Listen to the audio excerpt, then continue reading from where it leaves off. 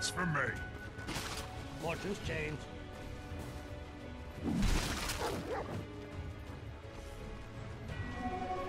Just a quick update here with the graphs as well. The game is still very, very even.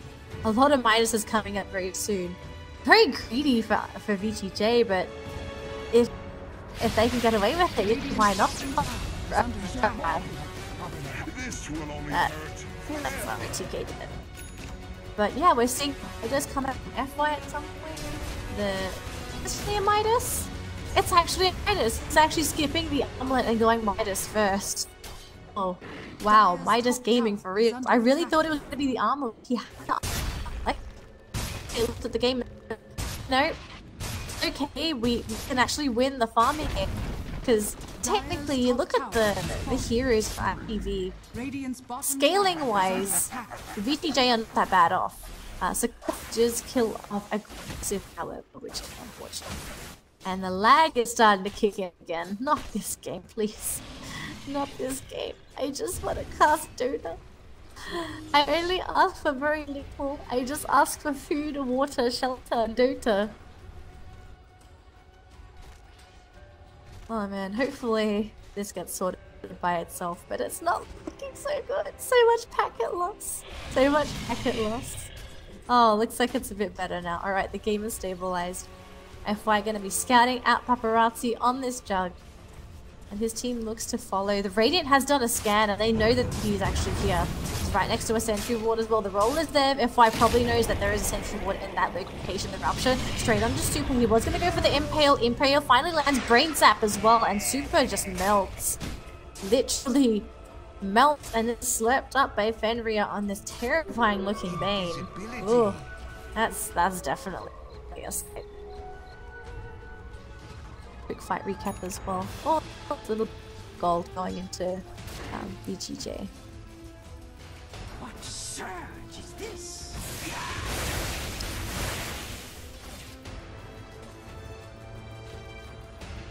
Still trying to finish up this Midas on freeze.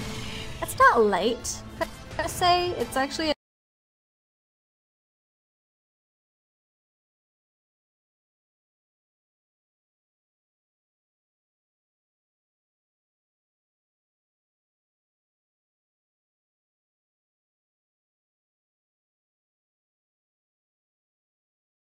trying to clear it with the quills. You can see next to the shrine as well, while he tries to get this all accomplished. Trying to stack up the damage as well so that they can get this finished. It's just so hard with this plus 20 healing. Tower's gonna drop. 13 in and you've lost a T2 already. That is the issue. And who have they found? They found the Bloodseeker. He was just farming. He got spotted out by this Observer Ward. And straight away, punished. Freeze, they say. Freeze. You can also see the Ancients shifting over in that direction, so they roughly know where the Bristlebackers went, but they don't know if ROTK is still there. The game's starting to lag, and I think they know where ROTK is. They're going to try and pincer him in with Super and Dogfights. The GEEK is there. Super trying to go in from the bottom. He's actually going to leave. I thought they would actually try and go for a Shackle, but it looks like they're going for a retreat. They've got the Lifestealer Bomb coming in at FY. They don't have any other team support. Do they really want to do this? It looks like they're going to play it safe. They had the Lifestealer ready, but instead they don't want to commit.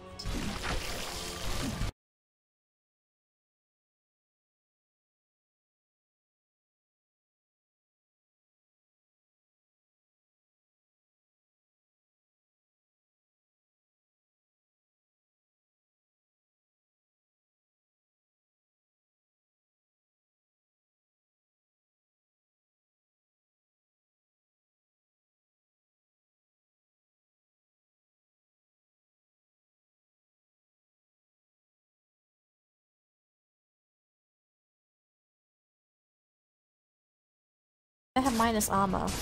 I don't think they had minus armor when I checked them. Yeah, there's no medallion. They're just finishing up the mech, I believe. They're waiting for another recipe. The recipe for the mech.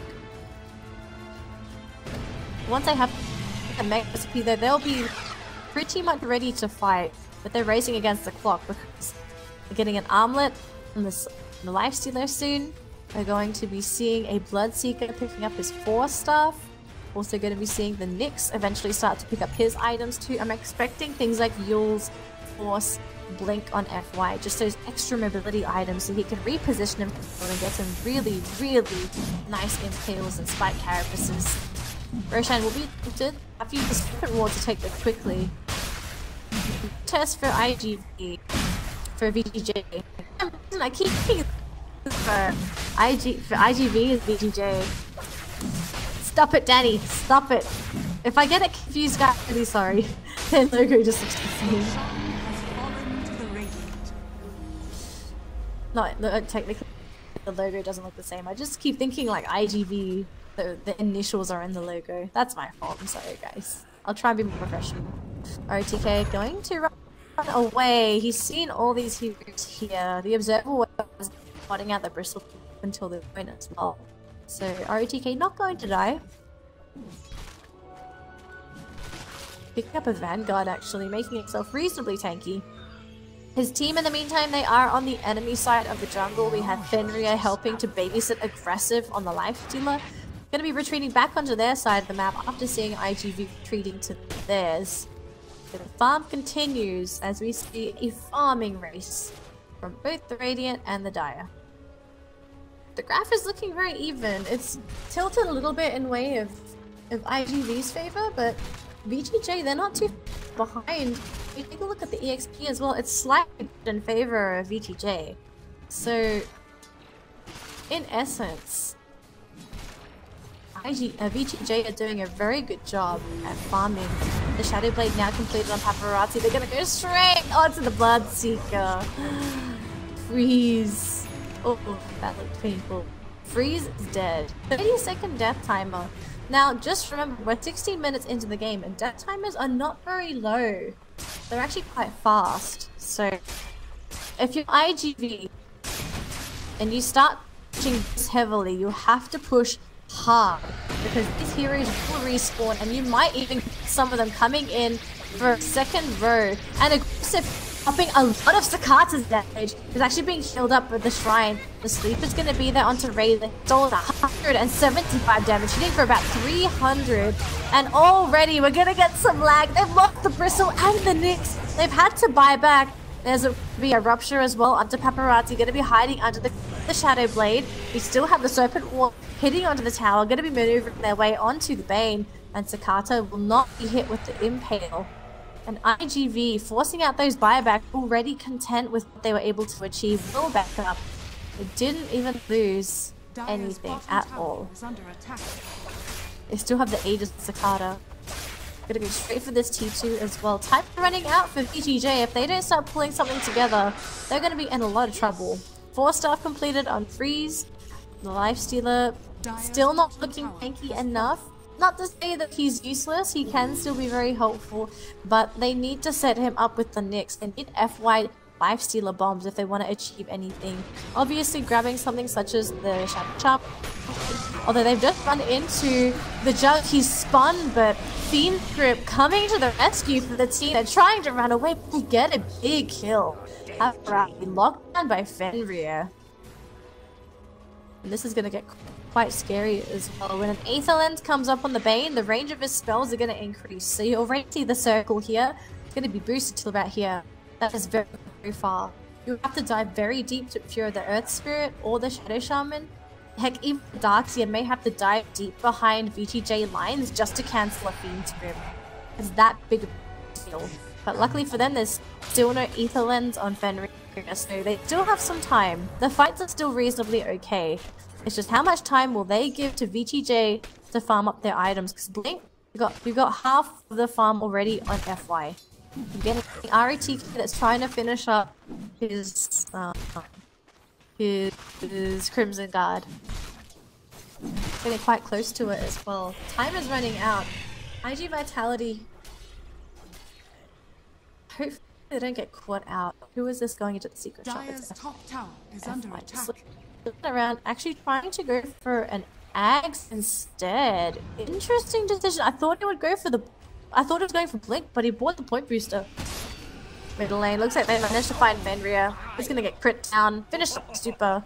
Buyback. His buyback is up. His buyback is up. And again, another massive push coming through for IGV. No one is home for BTJ. They need to come back and defend these Raxas, because if they lose Raxas 20 in, they don't have huge to clear the map properly. And the cast range already got upgraded on Zakata, so he starts dealing a lot of damage. 224 damage full, and he still has the Aegis. RTK is trying to fight him, but looking him in the face is not a good idea. The tower's doing a lot of work. They've also ruptured Zakata as well. No, not even Zakata, ruptured Paparazzi. Silencer as well by Freeze. They can't move. He's Freeze. Don't you move. They're actually going to force staff Paparazzi. He loses a lot of HP. The sleep deployed onto dogfights. And it looks like this might just be the fight diffused. They did not lose the Raxas. They've gotten the Tapper. Oh, they found FY with the dust. They found it with the dust. Are they going to turn around? There's no life stealer for 11 seconds. This is risky. There's no mana left on the Bane, so he can't even use a Fiend script anymore.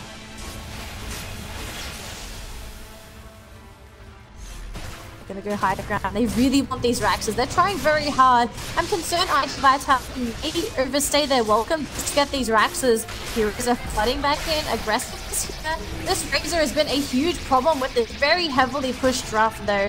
The Knight gonna help dislocate Zakata. Life's gonna pull back with the vacuum. Oh, the stuns connect on the 2.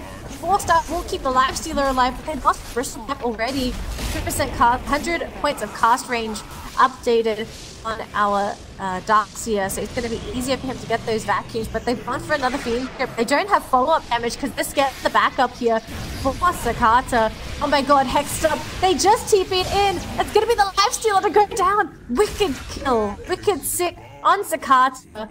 They also get a crit down on the Bloodseeker, and they're going to keep going bottom. They say, hey, if you guys are not going to buy back, that means you have no buyback. We are going to finish right now. IG Vitality pushing really, really hard. We're getting head shakes, and it's a GG. BTJ just called GG. They're just going to call GG. Okay. 22-minute win for IGV. 22-minute win. That was very quick.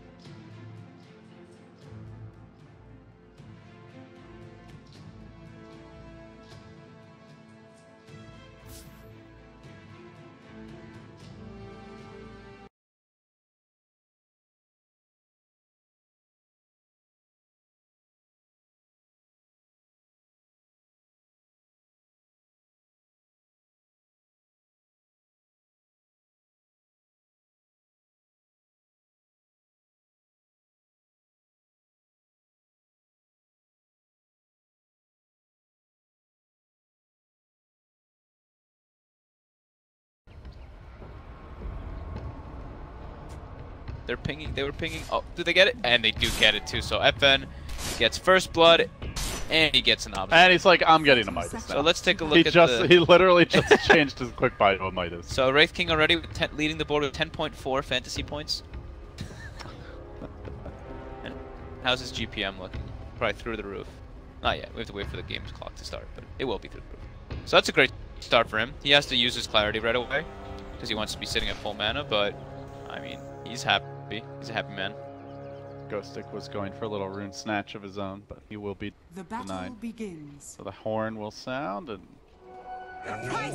Oh, 30,000 gold. No, he had 54,000 for a second there. The dream. Casual 54,000 gold per minute rating. At 1 second. Just for a moment. Easy. So Roger's gonna go toward mid, or maybe even just toward bottom, since he's expecting some dual lanes right at the start. I'm just like fixated on the soft lane dragon. I mean, yeah, that pretty much, that's exactly what Empire is gonna see too. They're gonna get Mirana's mid. All right, well Mirana does well versus Razor, but that's an offlane dragon. Oh, Chappie, taking quite a bit of grass here. Yeah. Nice torrent by FG. But yeah, Dragon Knight. Okay, well we'll see what he's able to accomplish. I think they want to go advanced score here in the bottom. Meanwhile, oh, Pale comes out. We'll connect. Orb through. Looking. Each apparition orb does not hit though. So some early action. But yeah, let's see. How does this offlane DK go? Immediately takes the cask. Gets punished by Mposhka. I don't get this, I'll be honest. I mean, he's tanky, and they like to play Phobos with some kind of like initiator kind of thing, but Arrow doesn't catch Chappie here in the mid lane. Chappie now draining FNG full. It's only level 1, no boots. Shouldn't get a kill out of it, but he gets a free 40 damage. Nice last hits under the tower. He's getting heavily harassed though, and the secondary comes through. They might actually just kill Chappie here. Fire. Done just yet. Iceberg leaping up. The neutrals trying to collapse on him. Iceberg will survive. Now on the retreat, Roger looking to cancel that salve, and he will do so. Just proving quite a nuisance. Alright. Look at that. Phobos walking it down top lane. 3 CS. So the dual lane pressure in mid is actually proving to be quite effective. So far, his Majesty seems to be getting the better of the night. Gonna begin.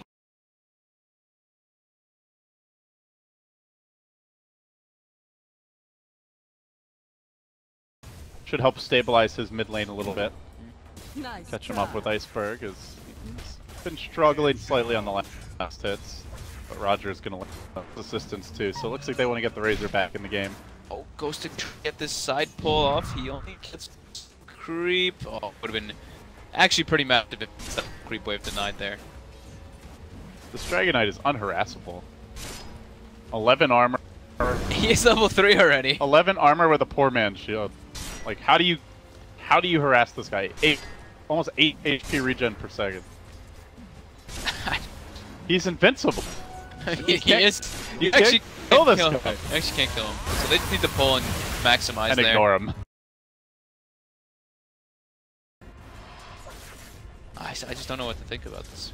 This game, I mean, there's been some weird drugs going around here at the hub. You know, now the games are getting weird, and I'm not sure if I'm just having some side effects or if it's the Dota. Yeah, I think it would probably, like, if they wanted the Dragon Knight, of course, for in the mid lane, but I think like they see the Razor and they were just like, all right, well, this matchup is literally the worst for Dragon Knights. They just did some adjustment in the middle.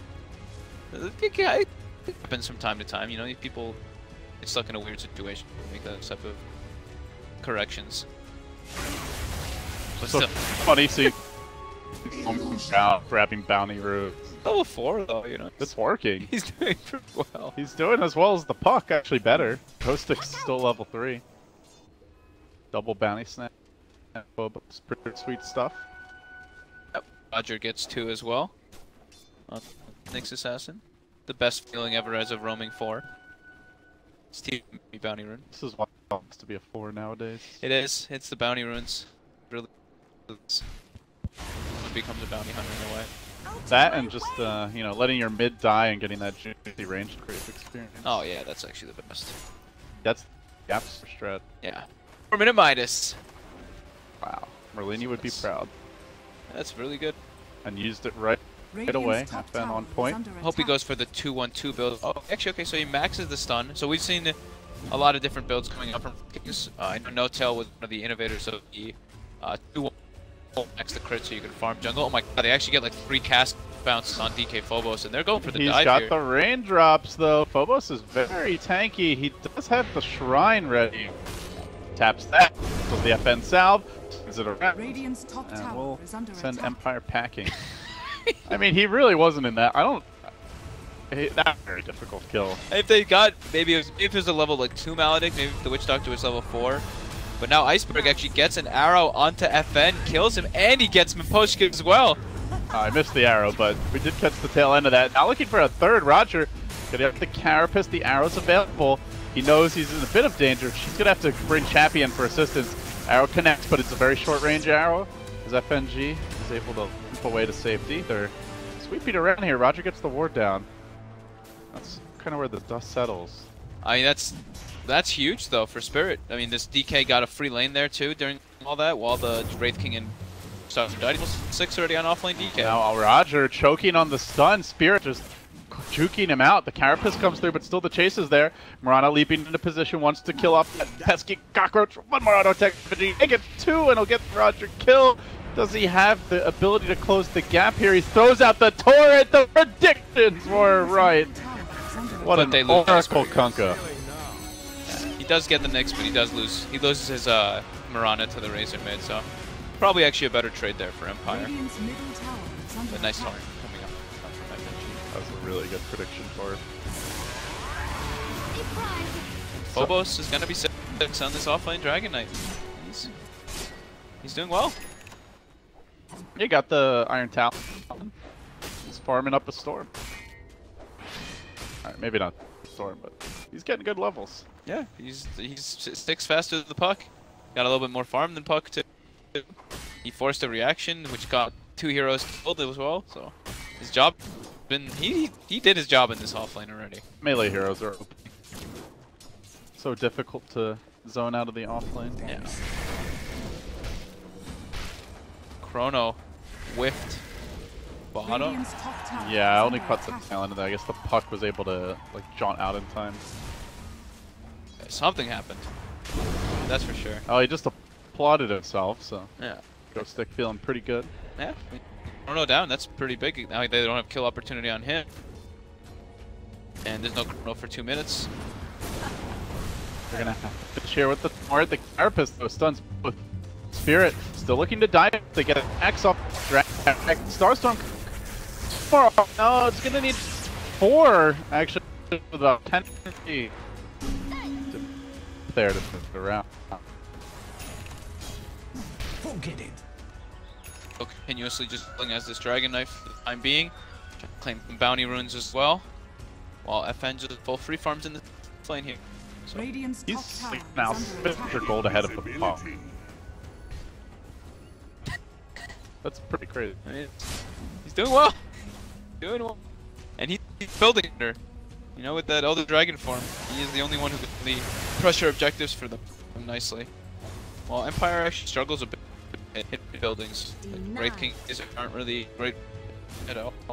Take a fight before pressure towers. They can try for FN here. Saving skill point. Phobos bait. And now off the gonna get the cold heat with the Dragon Tech combination. He will not skill the full. FN down. I don't think he's gonna die twice anyway if he does. And that's an error. Usually the case, to be honest. Radiant's middle tower is No one under is attack. very mobile. Yeah, no one TP can give him back up. Cool on Ghosted, not level 6 yet either. You're gonna be looking for a might on BG. Match that of the Wraith King. First Elder Dragon form used. You know, it's really bizarre. Being said though, actually. Alright, fine. Next has stun. The Forcements are streaming in. There's the next stun. Can they get an additional stun off on FNG? Can they even kill Phobos actually? He keeps on running away. This Dragon's simply too tanky. He survives all the pressure. Lives to tell the tale with the 18 armor and 11.5 regen per second. Just can't take that off later. So Offlane Dragon Knight. Wow. Maledict. Not working too well when the guy has so much HP regen. But they did force him around out and they got a picture off of their safe lane. And like I was mentioning, the Dragon form, first Dragon form used, even though it's an offlane Dragon Knight, which is super bizarre, doesn't hit any towers. So at least there's that one kind of gain for them. Well, as the laning stage comes to a close, Pretty Empire slightly ahead. Yeah. It doesn't seem like either team's going to try to force too much here. Both teams are going for Midas on their safe laner, or have one already. Some big ultimates coming online fairly soon. Getting closer to that Vendetta, Ancient Apparition. One is Ice Blast. About to get the boat. Yeah, that is the one big thing, is that Spirit has better team fight. They have everything online, while Empire they have pick off though. You know, they have the puck and the Nyx to go for those kind of like small grabs. And if the Wraith King actually is in the middle of the engagements, he can mess with a lot of Team Spirit's fight. I just feel like it's so weird seeing Phobos keep on way back to the top lane. I figured at some point maybe like get a tower down or give a lane to someone else, but still just hugging top. Tower is about to go down. Chappie wants to defend it, static links, and they will get the coil off as well. They just need a little more damage. Iceberg, well played there, is going to juke himself to safety. And now Void thinking about coming in with the Midas online. The scan was there from the Radiant. They know Roger is chasing. He continues pursuit.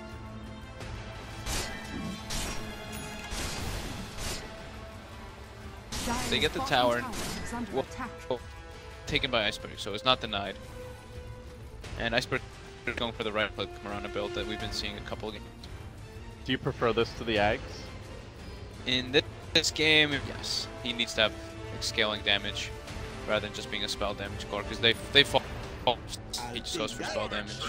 They pretty much have no physical. He does. And having that extra damage, you're playing versus Razor, you want to have a range core kind of being able to deal with him. Roger, prone, arrowed. And done. Nice little combo there from Team Spirit. Not much you can do with the Chrono this game here. Empire. Aside from like hope that the Wraith King hits Chrono. Yeah. Where I think they can actually get maybe a little bit aggressive here. Chrono's on cooldown, but that being said, Kunkka Boat and AA Blast are ready. That's the one nice thing about the Kunkka pick is while most combo with Void have really long cooldown ultimates, the boat's only a minute, so yeah, same thing with that. You have like an insurance policy if you blow Chrono that you can at least stall when your opponents want to try to push that window. Yeah, definitely the nice thing about both these two supports having low cooldown ultimates. All right, so Roger has vision onto BZZ. Oh, this is a huge kill if they can get it. He knows something's up. So if you're Empire right now, like when are you looking to make, like what kind of moves are you looking to make? Are you pushing? Are you just running around ganking? What's their game plan? I think they pressure. They just wait like every Chrono's down or they have to make some kind of. I think this is the right move for them to make. They even scout out the TP coming bottom from Kunkka, so they know that Spirits want to contest this tower. So they're going to be waiting a little bit patiently. The A blast is going to be off the mark. They know FNG's down here. Do they have detection? Nuke him low, but the dust finally coming out now. FNG suddenly run, not making it out of that particular skirmish. He'll fall. Yeah, so we got a tower though, they get a tower top. Yeah. Armlet coming soon for your offlane Dragon Knight. There. He's gold up on the puck. He's buffed too. Look at his health, 1600 HP with that 10 strength talent at level 10. So not he's too tanky shabby. Frontliner. Yeah, he's looking good. Is under attack. He has accomplished what he wanted to as this offlane Dragon Knight so far. Yeah, he said he wouldn't have any other physical damage, but at the rate he's farming, maybe Phobos will be the one. Void's just there for the Chrono. Roger now looking to make play maybe happen. Invised up, looking for DK Phobos. But this is a tough kill. With a Witch Doctor, a good cask and like a map that they can bring out a Razor. They're bringing in His Majesty as well. But under ward vision, FN will walk. Still some time here on the Vendetta. They're gonna close in, and they get this first stun to start. He is tanky. Yeah. I don't think they killed us. No, they need probably 4 heroes. And it's close to a tower as well, so they do have to watch how good they actually are.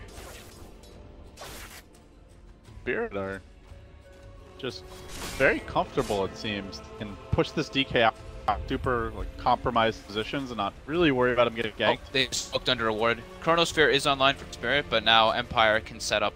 They can either sit on a high ground to break that smoke and maybe go for a kill, or just go in a very defensive position. And they're just kind of doing that. They're just thinking together. They did scan here and miss, but they still seem to think it is like this area. Yeah. They're actually heading all the way south. Not gonna find anything. Yep, they see the Kunkka now with their ward as well, Empire, and it gets dewarded. Lots of wards being placed out from Empire on jungle. Is Radiance the Wraith King build now? Yeah, he's going to no Radiance. Get this game. I mean, super good versus Void and versus He saw Mirana's probably going to items as well. So this is probably his best bet as a Wraith King. Just gives you like the most damage. I'm not sure where Roger's supposed to gank. He really needs to like per se kill anybody, but just giving the scouting information is a lot. Just runs around. He's like, hey, look, Dragon Knight's here. Oh, look, Void's over here. All right, we can just farm. Empire seems pretty content with just farming until they get the puck. They can now go against the Blink Dagger, so maybe now they can try to play aggressive play, but they still want this Radiance online before they do anything drastic. As their team is still a bit lackluster. You know, we keep mentioning that for Empire in comparison to Spirit. Every time the Chronosphere is up, Spirit had a heavy advantage in that case. Well, we could be in for the long haul, then, is only halfway to the Relic. Yeah. Spirit do have the combo up, though. They're looking lane at Iceberg. moves, but in lane they find the Mirana, the coil comes through, follow up with the Maledict, break coil quick, and now the death bubble is there. Looking for the drop the boat, the Ice Blast. Only gonna connect on Chappie, even with the boat, he still survives through the onslaught. The raindrops with the cold feet locks him in position. The trap is sprung, and Spirit at themselves 2 kills. They also saved the Full chrono coming out from BZZ, and also just great awareness there by Iceberg. He TP's back to base to actually survive there, because Maledict is going to take him out, but he TP's to base, uses a regen, lives with 30 HP. nice Light Shadow. Roger does get this tower denied. Now need to back out quickly as Iceberg is on the hunt. Bobo's moving in under cover of Moonlight Shadow. They do get the not really the hero you focus first. They'd ideally like to go for X Assassin. Now Empire's turn to TP and reinforcements. I actually cannot believe that Iceberg lived there. That's so unfortunate there for Empire. A lot of momentum slowed down. I haven't seen Empire really able to find too many openings as of late. You know, they're farming well, but actually getting hero kills. Nick doesn't have a good partner to go first anyone. He can only find the Dragon Knight anyway. The Mirana's way too I think they just have to wait for the Radiance. The only way that they can actually take like good fights is around the Wraith King. Like Puck sure has like the Blink Dagger and everything now, but after that, especially after the movement mid, I think they need to just realize it's a farm game when their team fight isn't as good as Team Spirit's. So Iceberg did complete his Yasha. And it looks like Void also is his Diesel Blade. So that'll be nice versus the Red King. Burn it down. Damage, I think. That's a big value item versus the Raid. Yeah. Pretty much his main weakness. Yeah. It's a good item overall. Just lots of the agility it gives. Good attack speed. FN approaching that. He's got the Relic, so he'll have Radiance pretty soon. So they'll probably get Radiance S and Y at the same time. And then that's when they have like a good power peak to actually make plays onto Spirit. But Spirit will always seem to have the advantage in team fights. Because Chrono is going to be getting online faster and faster as he gets closer to level 18. And as we touched on, AA ult are pretty much always up. Oh, a real slow burner here. 8 to 20 minutes. Yeah, this one is very laxed. Tactical. Oh, Roger, is he finally going to find a killable target? Not even. Conco, raindrops, urn, drums. 100 health. He'll need some help. He got the bounty rune though. Something, right? He'll take whatever little morsel he can scrape off the floor at this point. Yep. He's doing his job. He's giving good information when vendetted. But dude, look at this Dragon Knight. Look at him. 1,500 offlane. It's almost got normal. I mean, he's this way offlane Dragon Knight works so far this game. This is successful than a lot of other, quote-unquote, like real offlaners. Yeah. And he scales quite well. Like it can flash farm out with the level 2 ultimate. High duration versus Wraith King and Razor. Yeah, instant as well. Dire's middle tower is under attack. Look at him, he's the siege engine. You want to go on the Dragon Knight? Great, we're going to counter initiate with a Chrono, an Ice Blast, a boat, and a Mirana Arrow Starstorm combination. So Phobos just tanks that tower, hardly even gets tickled. Keep on moving forward, Empire. Now about to be under siege. Spirit still have tier 2s ripe for the picking, but they say, screw it, man. Let's go try and break this base. Trying to get some value out of the Elder Dragon form. They forced everybody back, so I would expect them not to really go any further. I see the Relic as well on FN now, and they're probably like, okay, he's getting close to that Radiance. But try to get the most you can before that comes out. This is going to be Phobos about to complete his Blink Dagger. So now we've got another great source of initiation for Spirit. Yeah. Spirit's definitely looking a good amount in the lead right now. But Wraith King is very overfarmed, and he's pretty hard. Gonna be pretty hard to bring down.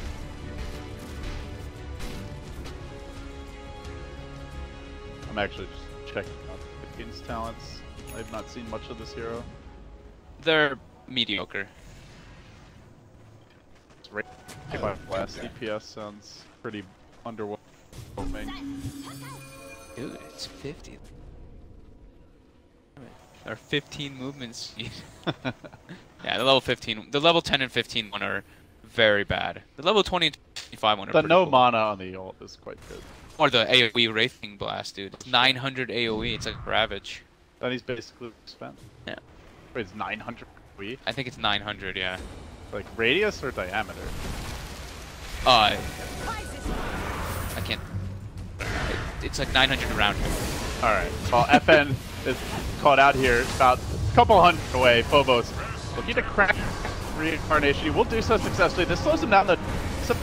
Remember, that's only their off-lane dragon who's been taking any sort of punishment so far as the Chrono comes He's just dead. to easily delete FN to a thing in that fight. Nice Radiance, bro. Yeah. Gets him. The high ground advantage there from Team Spirit, they're not going to pick up the second kill onto Roger as well. Beautiful ultimate usage there, and this frontline DK just able to stun the Wraith King a couple times, and they have a shrine there. They just shrine up. All the damage that was done was completely negated, and Empire can't get into the right spot because of that high ground advantage from Spirit. So great fight for them, great place for them to take a fight. And now it's DK form is still online for a bit. Maybe he's gonna try to pressure this tower. And Wraith King ult is down for 100 seconds when he respawns. Phobos is just gonna blink up, get that quick corrosive breath on the tower before his ult. That'll be about, you know, 10 to 20% of the tower HP gone, just like that. Maybe make something happen on these retreating here. He is scouting them, but there's a Radiant Ward. They have not smoked, they're just streaming past that vision. And he gets dusted. It's looking very hard for Empire to take fights. Dire's top tower is under Right. attack.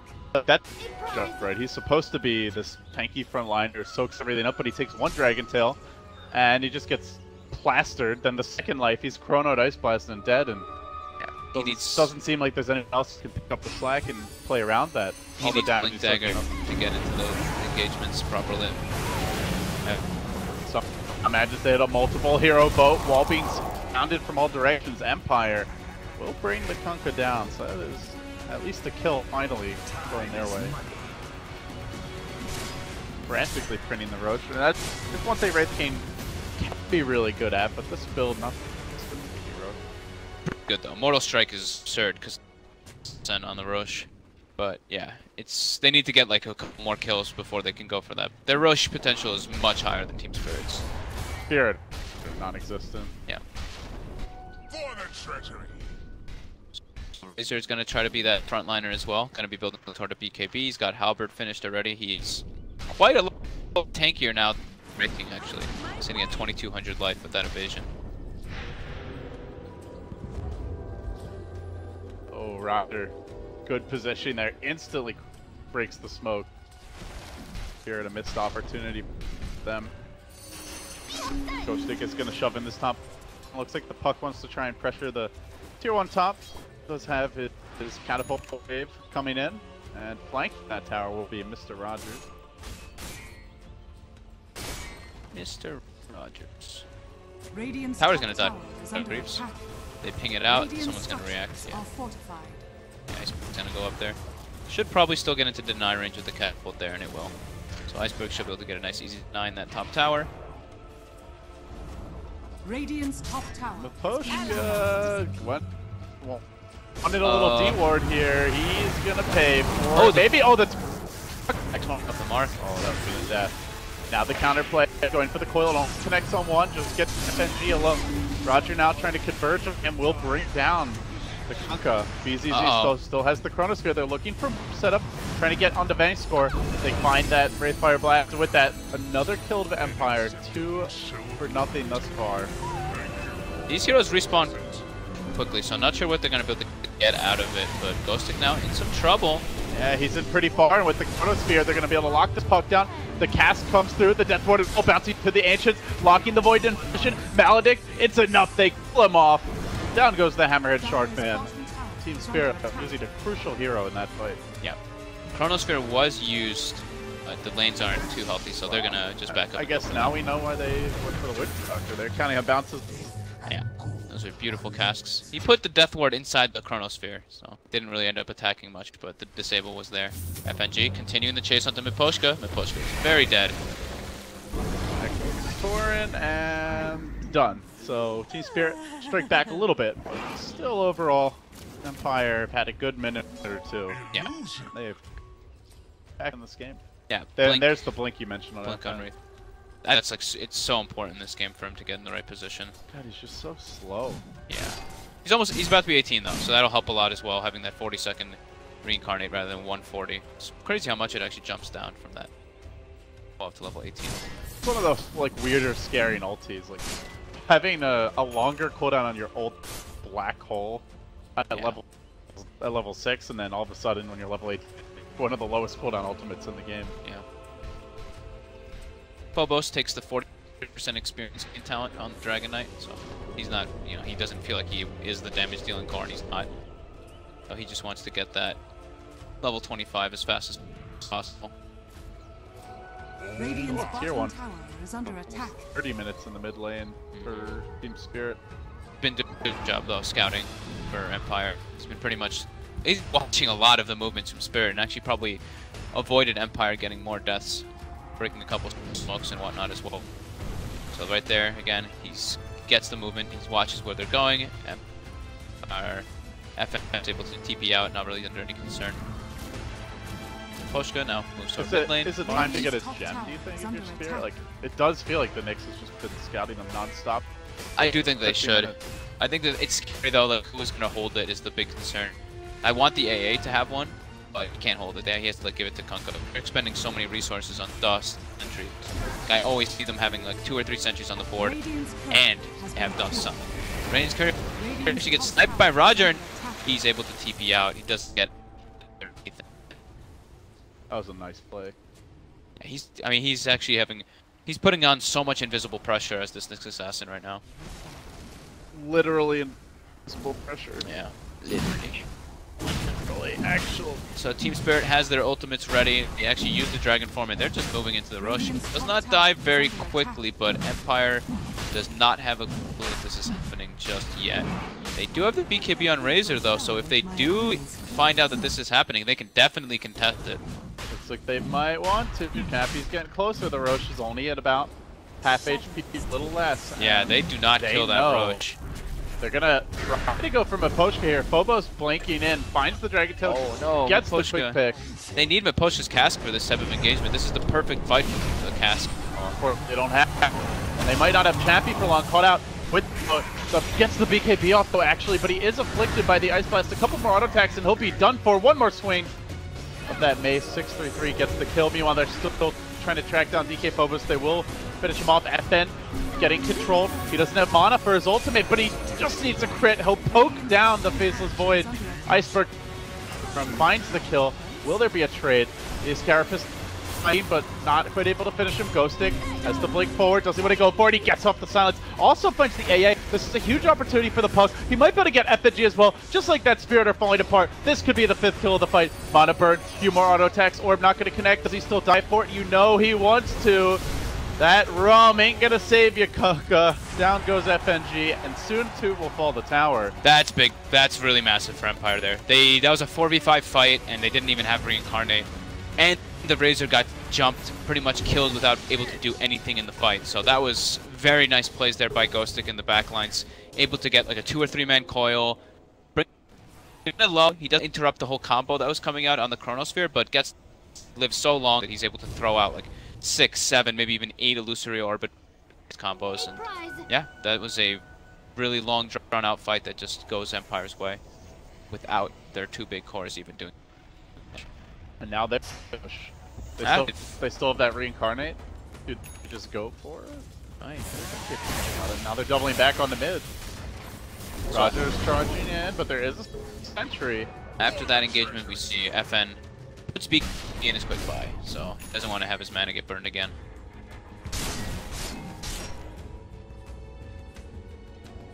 BKB is also just great this game against all the magic as well. Yeah. I was pretty surprised to see Chappie actually not get his BKB up for pre-chrono. If he had gotten that BKB up before the Chronosphere, that fight would have been an absolute disaster for Spirit. I guess Spirit may have just backed up, but then Empire likely taking it. Yeah. So either way, that would have been bad. Just a nice fire. And so more mana burn and more need for that BKB for FN. Yeah. I think it was really important that the Nyx and the Puck both survived throughout the engagement. So Roger, though he wasn't really like doing too much around the map, like saying like kill-wise, he was giving a lot of information, but he get farmer Look levels. who it is, once again, ready to break the smoke, but the Moonlight Shadow's already happened. They're gonna blink up. He gets off the Carapace. Stun is there. Arrow connects as well. They'll get Roger, but again, these smokes are only getting at most a Roger kill. They're not finding a key core. Back of this, they do have the Chrono ready to go again. X and then the follow-up. Ice Blast coming through, but Poshka heads to the south. He gets clipped by the arrow, but in comes FN. And gets to work with the Blade Mail. Can he lock down the Faceless Void? The Chrono's in a great position from heading down south. However, it didn't quite catch the Wraith King directly. So perhaps he's going to chase for more. Like, on death. FN gets clipped by a Torrent. Now, the actor chase for more. Razor BKB is available. Dragon Knight, or BKB, no longer on. He does reincarnate. He's going to let that pop. 40 seconds before the next reincarnate, and he lunges into position. Phobos just barely able to blink out at point blank range, dodges the Wraith, which might have meant his doom had he not dodged it. Still chase for Ghostic here. He's going to orb back to safety. Double diffusals are really hurting Wraith King though. Yes, this KB so early in the engagements, but the Chronosphere only catches Chappie and follow-up. They did not have any ultimates on top of that Chronosphere this time around, and even though Roger is ready at the start of the fight, he's back now, and they're ready for the engagement with Spirit having very minimal ultimates ready, and Wraith King kills Roche very quickly. However, Spirit are lurking. They want to try and contest this one. Roger moving into position, still kind of a hero in terms of the scouting information he's giving the team. He is going to allow Empire to move out of the pit, not get caught too badly by the Ice Blast, and then they charge forward. BZZ clips the cast. They isolate the Dragon Knight. They will take him down. Now they want a piece of the Mirana. She will leap away. Ghost is playing super well. Again, they're getting a multi-hero, letting his team take a now. No Dragon Knight, free Roche coming down for Empire. Empire just had many clutch fights around the Roche pit this year. Yeah. Kind of been their hallmark. And finally, with that Roche, I believe we'll see this tier 1 mid going down. Nyx and Puck are so much work though. Like, even Nexus dies a few times. Them living in that big engagement, like look at their experience. This Nyx is level 17, this Puck as well, almost level 20. They got so much out of those last 2 fights. And meanwhile, Radiant supports 13 to 14. Yeah. It's like Miposhka, like last game. Miposhka, sacrificial lamb. This guy is like bottom net worth majority of the games. Doesn't really always have like disruptor last game. He'd go pretty off, but he usually dies and lets Roger have. Oh, they found the void. Oh my god, and he's melted. For the Assault Cuirass, which FN undoubtedly is going to work towards next. Looking problematic for Spirit being able to deal with these BKB, Wraith King and Razor. Their physical damage is quite minimal on the side of Spirit. It seems like Spirit just kind of made out these BKBs, wait until the game goes ultra late game, where they perhaps ramp up a bit more focus. Blinking in, but he's going to get caught by an Impale here. He does not have a BKB yet, so just suck his damage up. It's going to run forward, juking. Oh, it does not get hit by the combo. With the fight down, the ability to defend Spirit is very limited. Yeah, both ultimates whiffed, the AA ult and the Kunkka both. Unfortunately, low cooldowns, but even though they're low, they're not instant. Empire will take that tower. And DK used ulti as well there to try to get a jump onto the puck with an arrow. So now three of the lower cooldown ultimates will be down for the time being, and Empire has some livered farm around the map. Wraith King, 21,000 net worth. Like you said, he's almost got the assault finished up. Well, too. they do have a gem. It's on the Ancient Apparition, though. He's bringing up the rear. Has to make sure to stick with the team. They do get that Witch Doctor kill. He was on a winning expedition. Just gets picked up. Meantime, good things. Getting this gem is definitely a huge priority for Empire. They still haven't even queued it up, huh? Oh, no, they have one on Vega Squadron. Oh, okay, good. All right, yeah. Yeah, I'm saying Empire like getting rid of it. Yeah. I was like, whoa. I was wondering how long it was going to take Spirit to actually grab it up. So it's good that they have But that it's one. probably the easiest hero to kill currently wielding it, so Yeah. not the dream scenario in that regard. So we have. He actually switches the build from AC. They got the vision. They're gonna find Dinosaur here. Carapace must come out. They're gonna Dragon Tail him through this. Lock him down. Finish him off. Here, nice stick. Paying off. Well, he wasn't even indebted, but. Or he was actually, sorry. But yeah, good gem per. Get some nice little pickup, and now the adjustment's made from FN. He's going for the Mjolnir build rather than the AC. And Mirana finishes up her own BKB. A couple items been picked up. I don't feel like I damage from the Mirana thus far. Yeah. She's pretty farm, but I don't know what it is. She's just either not hitting very much, or her attacks just don't hit that hard. Doesn't have the level 25 talent yet. Yeah, he just hit level 20 though, so gets that plus 50 damage from the talent, which helps quite a lot actually. And he went for Dragonlance, Diffusal, and Manta. So his damage is absurd. It's like kind of slow and whittling, but he wanted to be able to burn down the ring. He just last two or three engagements didn't go their way at all, and he's still susceptible to dying pretty easily until he has BKB, and he didn't have it until just now. So he's probably just scared to get into the midst of the fray of those engagements. I heard a BKB. Which was that one? It's a nice Chinese BKB there. Oh, unfortunate. I think he was. Raids are swapping slots or I think something? he was turning it. He like toggled the Radiance, a few things around. Radiant didn't see it, so they don't know. Big fight right now anyway. That hurts though. That was his 9 BKB. And against these, and as a hit chain where you're just so immobile, funky like that, BKB is huge. Especially now that the Dragon Knight has had his level 3 ult for some time. Lots of additional kiting potential there. Dire's bottom tower Just gets is level under 21, attack. gets that PM talent, finish the BKB those last couple minutes, and gonna be going for 8. Very stable and kind of at Dota here, but neither team wanted to take risks. Are you favoring either team going late at this point, Giannis, with the way the game's developed? I think I'm liking Empires.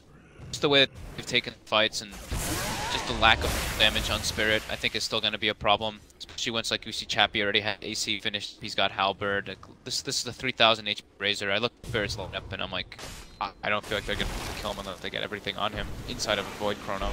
Gotcha. I'm too dependent on the Void Chrono, and they just lack physical. Even though this Mirana for it, the 3 heroes don't really do a crazy, like Void, DK, and Mirana. It's not really crazy damage from the 3 of them. Yeah, you don't pick Mirana for like her incredible steroid. I mean, sure, with level 25 talent, the leap is pretty decent, but yeah, she's not like a raw hitter on paper. Yeah, there's a Radiant, the Wraith King, so that evasion makes it so that their low physical damage that they have already gets negated even a bit more. And I mean, Ostic, we mentioned, he's been having an incredibly good game. Level 20. Once he gets that level 25, not only he becomes super powerful, but he gets that option of being able to pool moon shards all over the place and scale indefinitely. Yeah, don't sleep on the late game puck, especially when you're up against so many big fight ult. Yeah. You just either buy back or don't get caught by them initially, and then you can kind of weave your way in and out of these fights, picking off the backliners. Yeah, picking off the backliners is exactly what I was going to touch on. Like,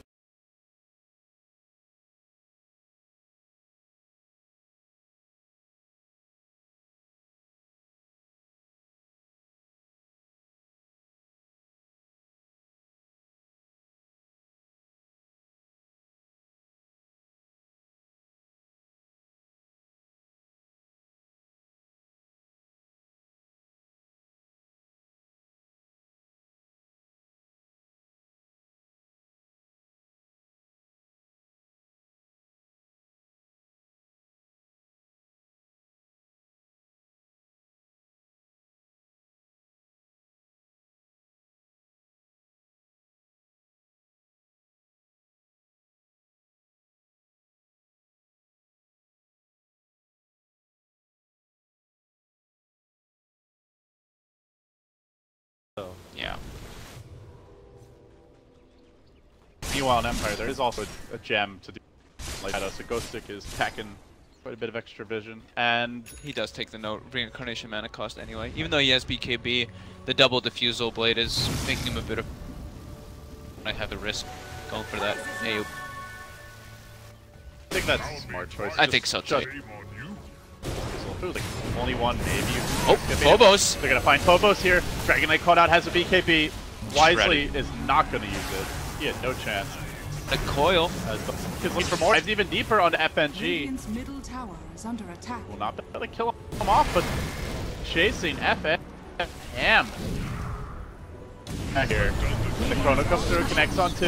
Now the Ice Blast, the BKB, everything, and the kitchen sink. Rhoda Raise had a BKB, is again not going to get to use it. Now they can turn back for the Wraith King. In this scenario, he becomes extremely easily kited. He's got to find opening.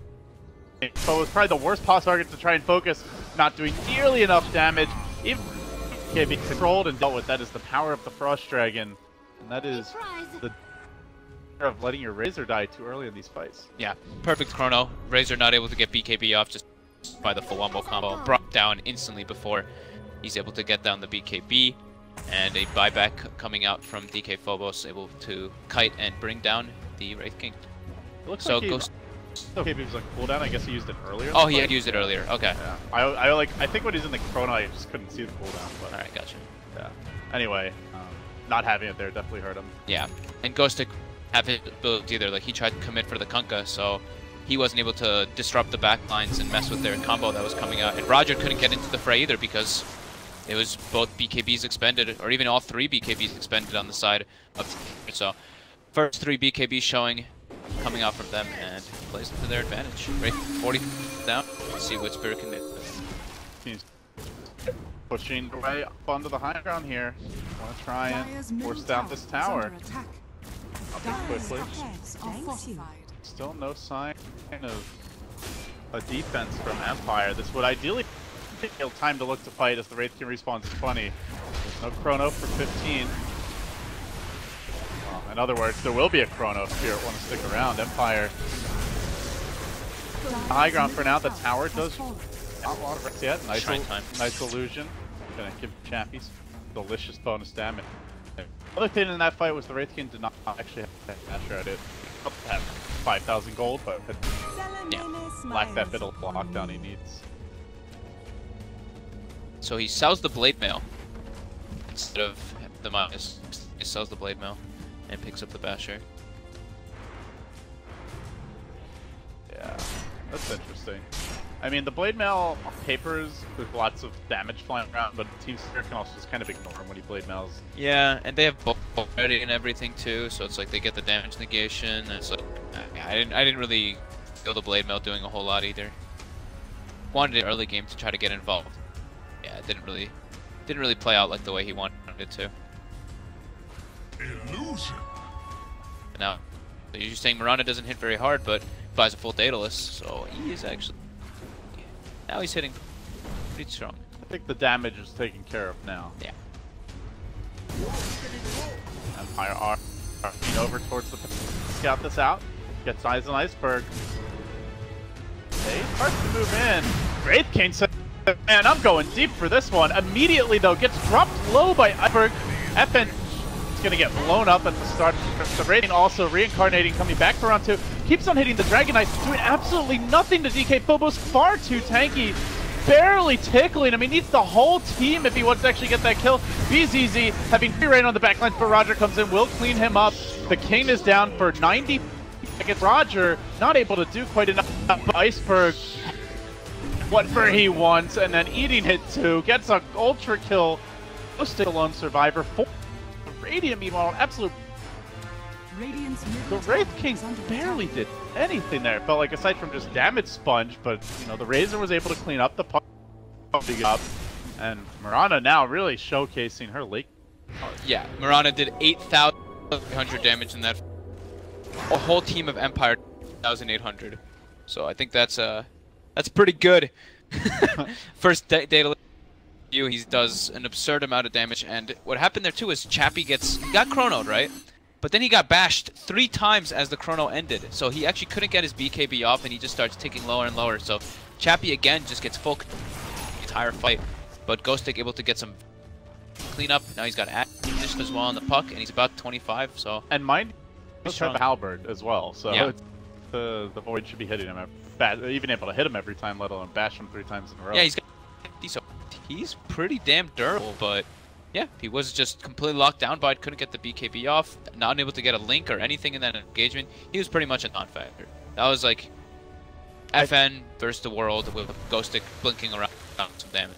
I think this game is showcasing some of the limitations of Raid, and he's the most farmed hero in the game. It does not feel like it at all. Yeah. Like, first of all, like, he's hitting the Dragonite, and you just look at like, why is Wraith getting hit this hero? But part of the problem is like the Dragonite's the one available to be hit. You know, he's right next to him. He's like tanking, and if you want to go for someone else, you're getting cutted. So he has to. I think he has to hit now. He has to.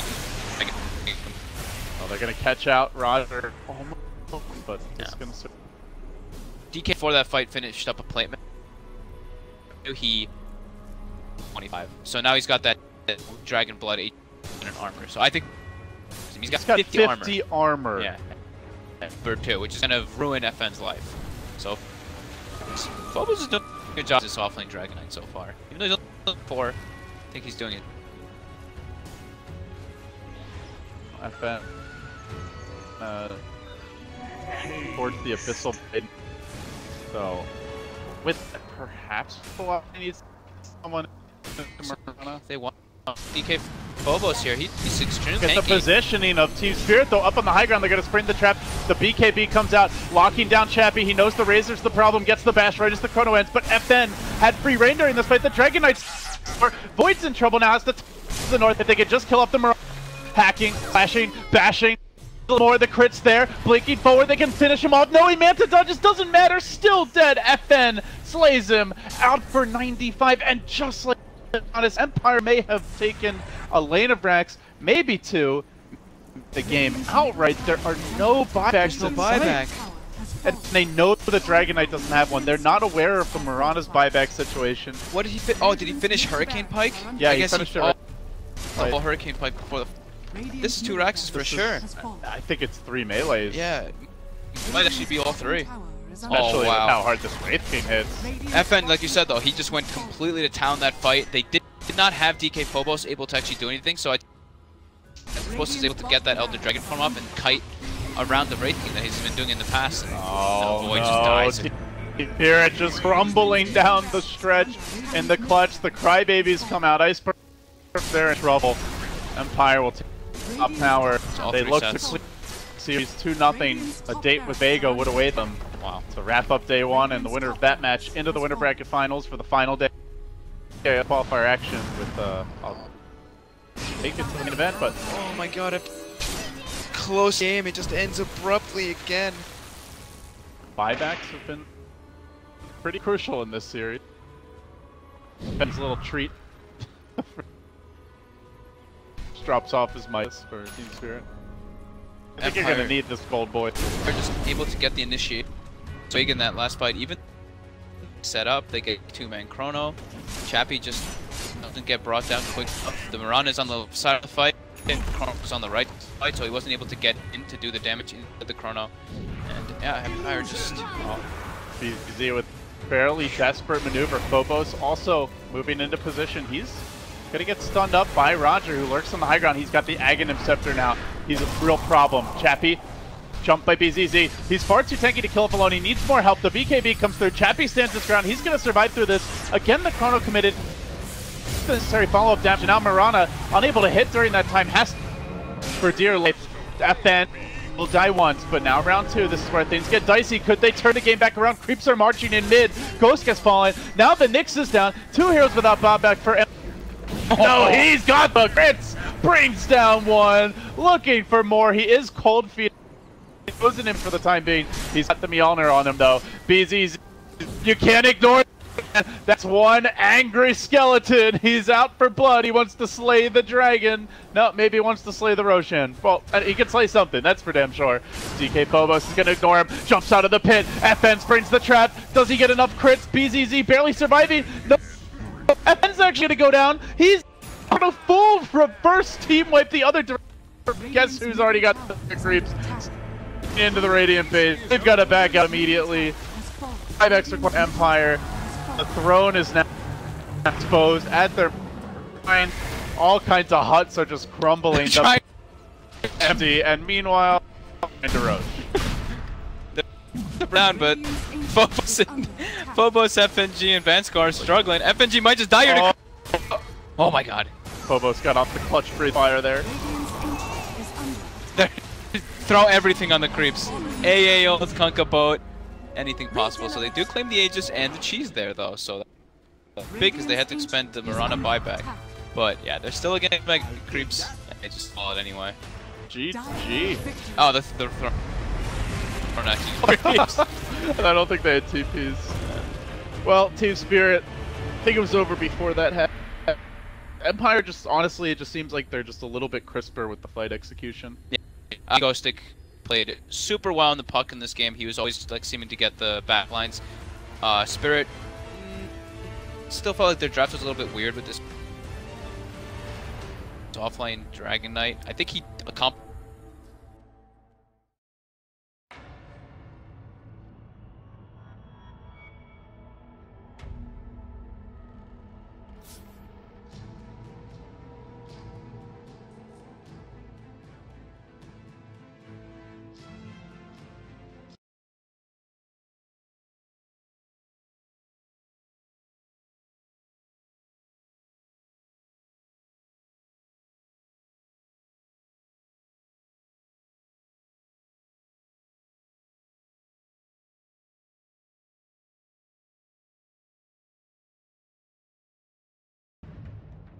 Reserve time.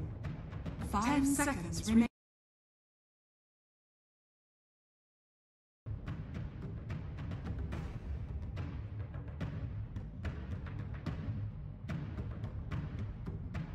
Absolutely correct. That's like the ultimate come at me bro hero. I mean, they don't even have heroes really that can build anything to do anything about that. So basically, by last picking this, they're essentially making it so Planet Dog has to win the game. Like they can play as defensively. No, let me rephrase. They can play as defensively as they want.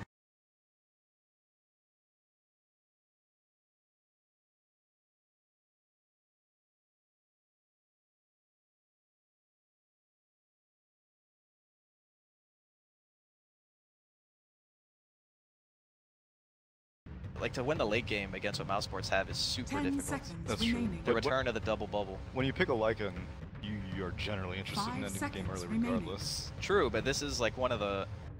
Like how do you go high ground? Yeah. That's my biggest concern right now for Planet Dog. I think you crush the lanes. Disruptor, Void, Safe Lane Void, Offlane Enigma, like these are very weak lanes. Lina versus Queen is also very Lina favorite, I think. mean, I agree, but they're going to have to crush the lanes. I think Enigma's okay. He's not going to have too tough of a time. But so that's the thing. Either Queen of Pain's going to have a tough time mid, or Enigma's going to have a tough time in the offlane, but it won't be both. Enigma doesn't pressure the supports at all, though. Like, or pressure the Lightning. He just like, okay, the Knight's a range creep, but you still get free farm. I think it's pretty easy. Pretty easy. And he had the Owl, so like, if you were worried about losing your lanes before, you still have Pal. But Ben, Enigma. It's not like but Veno. I mean, it's not, but at the same time. But Enigma. I agree. What if this game goes past like 35 minutes? You get a Helmut Dominator on Lycan, and you dominate a troll, and you interrupt black holes. Oh easy. My god. If it happens.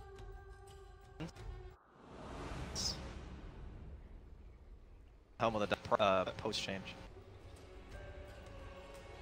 Well, let's see. There we go. Game 3, boys and girls. Mouse Sports up against Planet Dog. You gonna stick around for this one, Adam? I'll stick around for Stick around for this. Got nothing else to do. G? Oh, we're your last option? Yeah.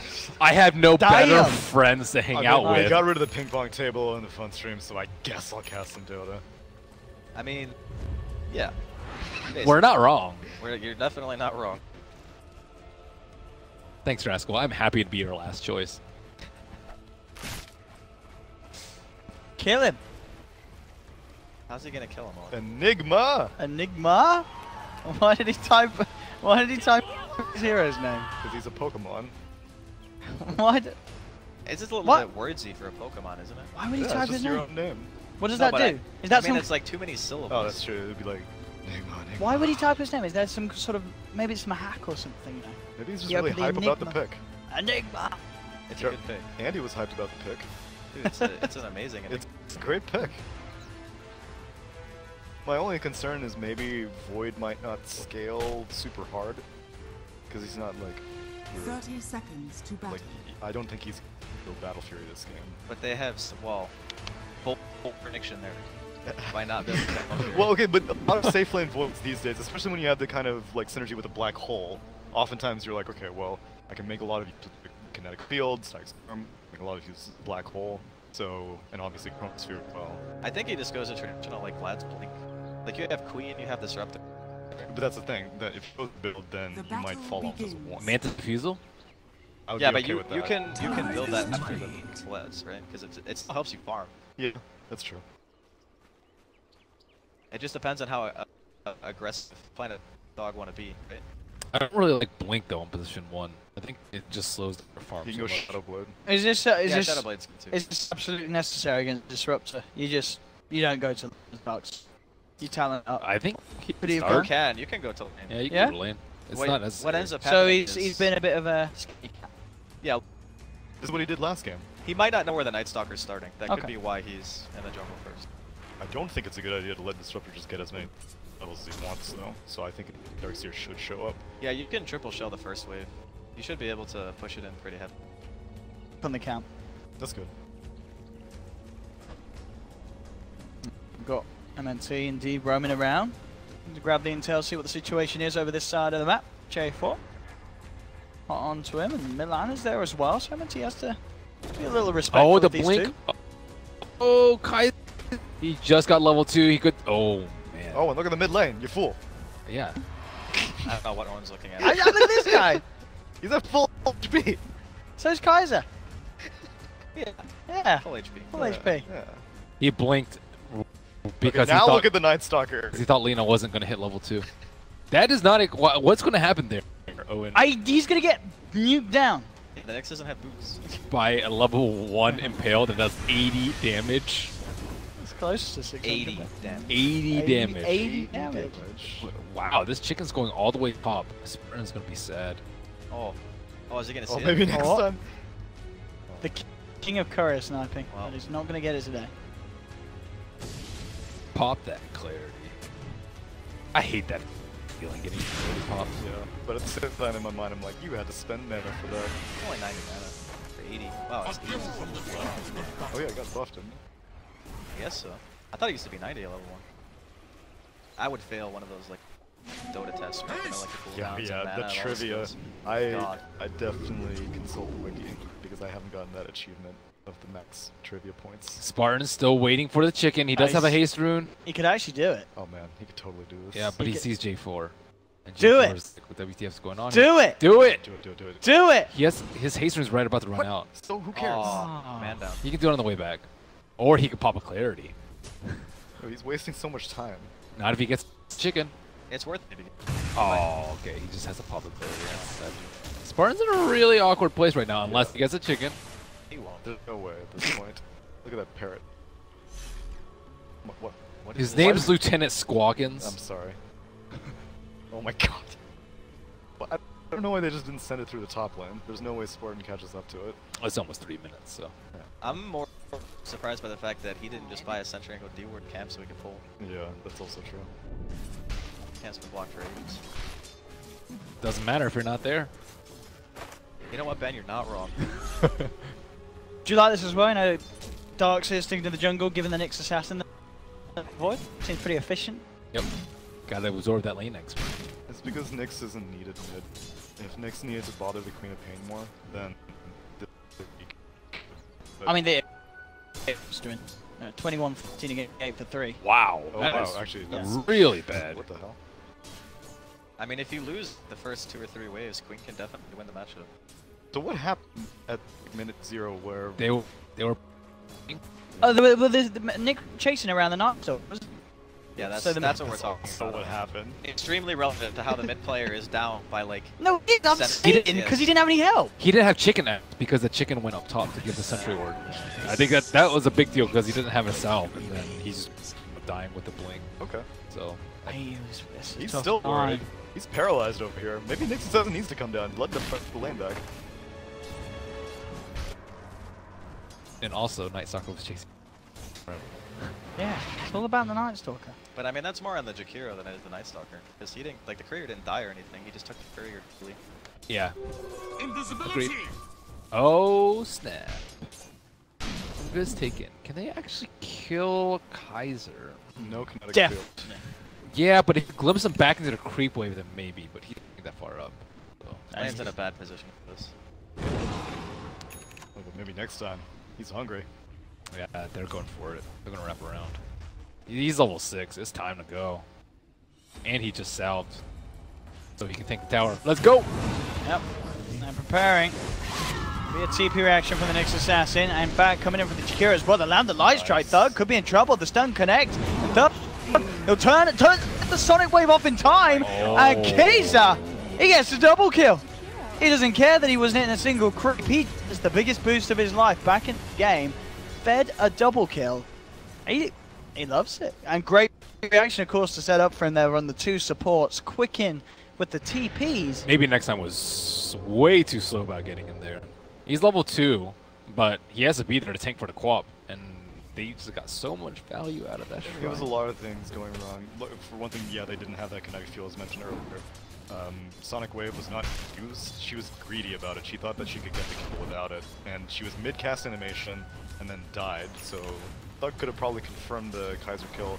I don't know if Queen of Pain would have died regardless, but Sonic Wave should have definitely been used. Well, the other thing is J4 got his kill off before the glimpse sent him back. Oh yeah, that's true. I think if that stun doesn't land, probably don't get the kill. Overall, unfortunately. Oh, we got it. The guy. Okay. Well, then Sonic Wave and Arcane, assuming he didn't die. Do it. MNC has to be careful. Jump away. Comes in. He gets the 2-man chrono. Sonic Wave does connect. But do they actually have the chance to finish off the kills? Thug jumps across, bringing Kaiser down low. Again, the stun onto 2. Kaiser gets another. I will finally fall, but again, they're losing 2 for it. Thug mans up. This time, he's the one claiming the double kill. Can he do this? He does have another scream, but he'll blink away, play it safe. Doesn't want to throw his life out. So, both mids getting in on the action. Lina gets another kill, but the Queen of Pain Thug does survive this time round. It gets to himself. I see those Intrez Faceless Void. It's always a sad moment when you die with Intrez. You're like, oh man, I hope no one saw. You can't change him while you're dead. And switch leap away and just get blasted. It was a solid chrono. That's great chrono. It's 7 minutes into the game. Void does not really do that much damage, and Sonic Wave is really nice. I'd say that mostly even, aside from the fact that Void not only had to show up, not only had to use his chrono, but he wasn't farming that entire time. It's okay. Has that What? has that lane on lockdown? True. 2 points in glimpse. Like now worth it. Pop's still owning. Yeah, Lina hasn't really recovered in the way of CS. She's got some kills. Not for you. Mouse. 2 TPs coming in as well. The sending throws up here. It's really hard to fight against this. We'll get wind of it. Somebody's about to get. Okay. At least, well, I say he's making them work for it. But I mean, moving forward, this for Nyx Assassin goes probably wasn't what they're wanted to get something else out of it. That's a pretty weak first side. They can get some damage on the tower. I wonder if Lina survived that gank at mid because Howl was used. Oh yeah. What was the time in the game? I don't remember. It was nighttime for sure. Okay. That's why maybe next time it's shown up. Yeah, I bet you're right. Yeah, the Howl played a big part. Thanks, guys. That's why you get your own logo. That's right. It's gonna be a Mask of Madness Void. Okay. Oh, Okay. You don't like that? No. You can't time walk. We don't need to time walk. Yeah, you do. I think there are like 3 that are Massive Madness. Okay. Sven and Luna. Troll's good. Too. Troll. Okay. Yeah. 4. Drow Ranger sometimes. Oh, you yeah, said I Luna. yeah. You can't frost there. True, you can't. Dota. No. I haven't seen a one position slow. Oh, and you can't just say random names. That's not how it works. Gara. Yes. So I do not like this build, and so maybe he's thinking the same thing that I was originally saying. It's like, okay, he needs to be able to keep the farming pace up. Yeah, Blink Dagger would be nice to for utility purposes, but you need to be the one position damaging, and Mask of Madness helps with that. But also, you are so dependent on your team being able to keep you alive. It's good for farming neutrals. I mean, I agree with the sense that it's a greedy choice, but their team is so hard to push into. Like when that Disruptor hits 6, they have like Black Hole, they have Chrono, Statics. It's just a ridiculous amount of team. Uh-oh, Milan. No trouble there. It's a drag. Spartan glimpses him back. How? Swift Ending's going to try and see if he can find something in return. Spark does connect onto 3. Swift Ending can't quite get in onto Spartan that he would love to have. They will separate though. MNT looks like he's kind of just tanking this one for the team. Heads north. Kaiser comes in with the rotation, bursts him down with the Laguna. They look at the 1-for-1 trade. Mask. Finish for Void. Does have Crow up. Bottom lane. TPM from that. We're looking to try and get something done down here. See what we can do.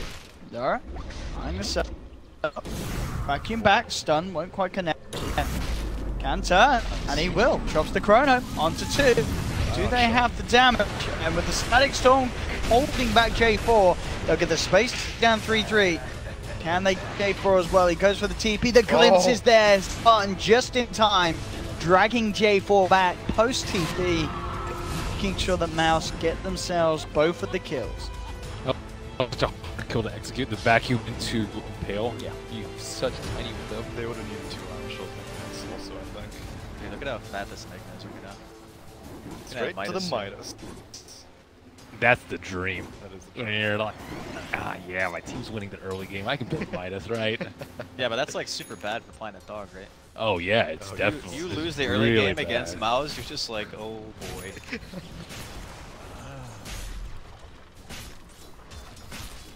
I think a lot of it is because Darkseer jungled.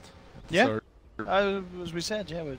I mean, can you realistically say that Spartan used that space as well as he could sit on the high ground in tier 2 for like 3 minutes trying to kill a courier? well, I think it's more so basis Wood got a free lane. Like he probably wouldn't have hit level 6 that fast. Yeah, that's true. Been in the if have a free lane. Like hitting versus Darkseer as a melee hero is just awful. Swift trying to go in with ultimate, but he is held back. Oh! Let it fly! Oh, he walked into it! He caught someone! I don't know what you guys are talking about. Oh, there we go. Swift ending making sure he didn't do that. Under attack. Trouble is that come free. Jump forward with the screen. They are trying to fight. The PANTA bring it brought across free. Oh, the glimpse back though into the field. Very nicely done there by Spartan. Allows them to take Swift ending down. They do lose the Enigma as Kaiser comes in with the rotation, but MNT leading forward. They may want to go for more here. Spartan does have glimpse in second. They couldn't tell if the shrine was up or not. Yeah, it's a little too risky indeed to head up there. And 20 seconds till Chrono. It was Midas. You didn't use it. No, he bought it. He bought it before he died. Oh, he bought it before? Oh, so that's okay. fine then. That's great. Merlini trying to efficiency shame him, and really... I didn't see it. I saw the Midas. I see it unused. Alright.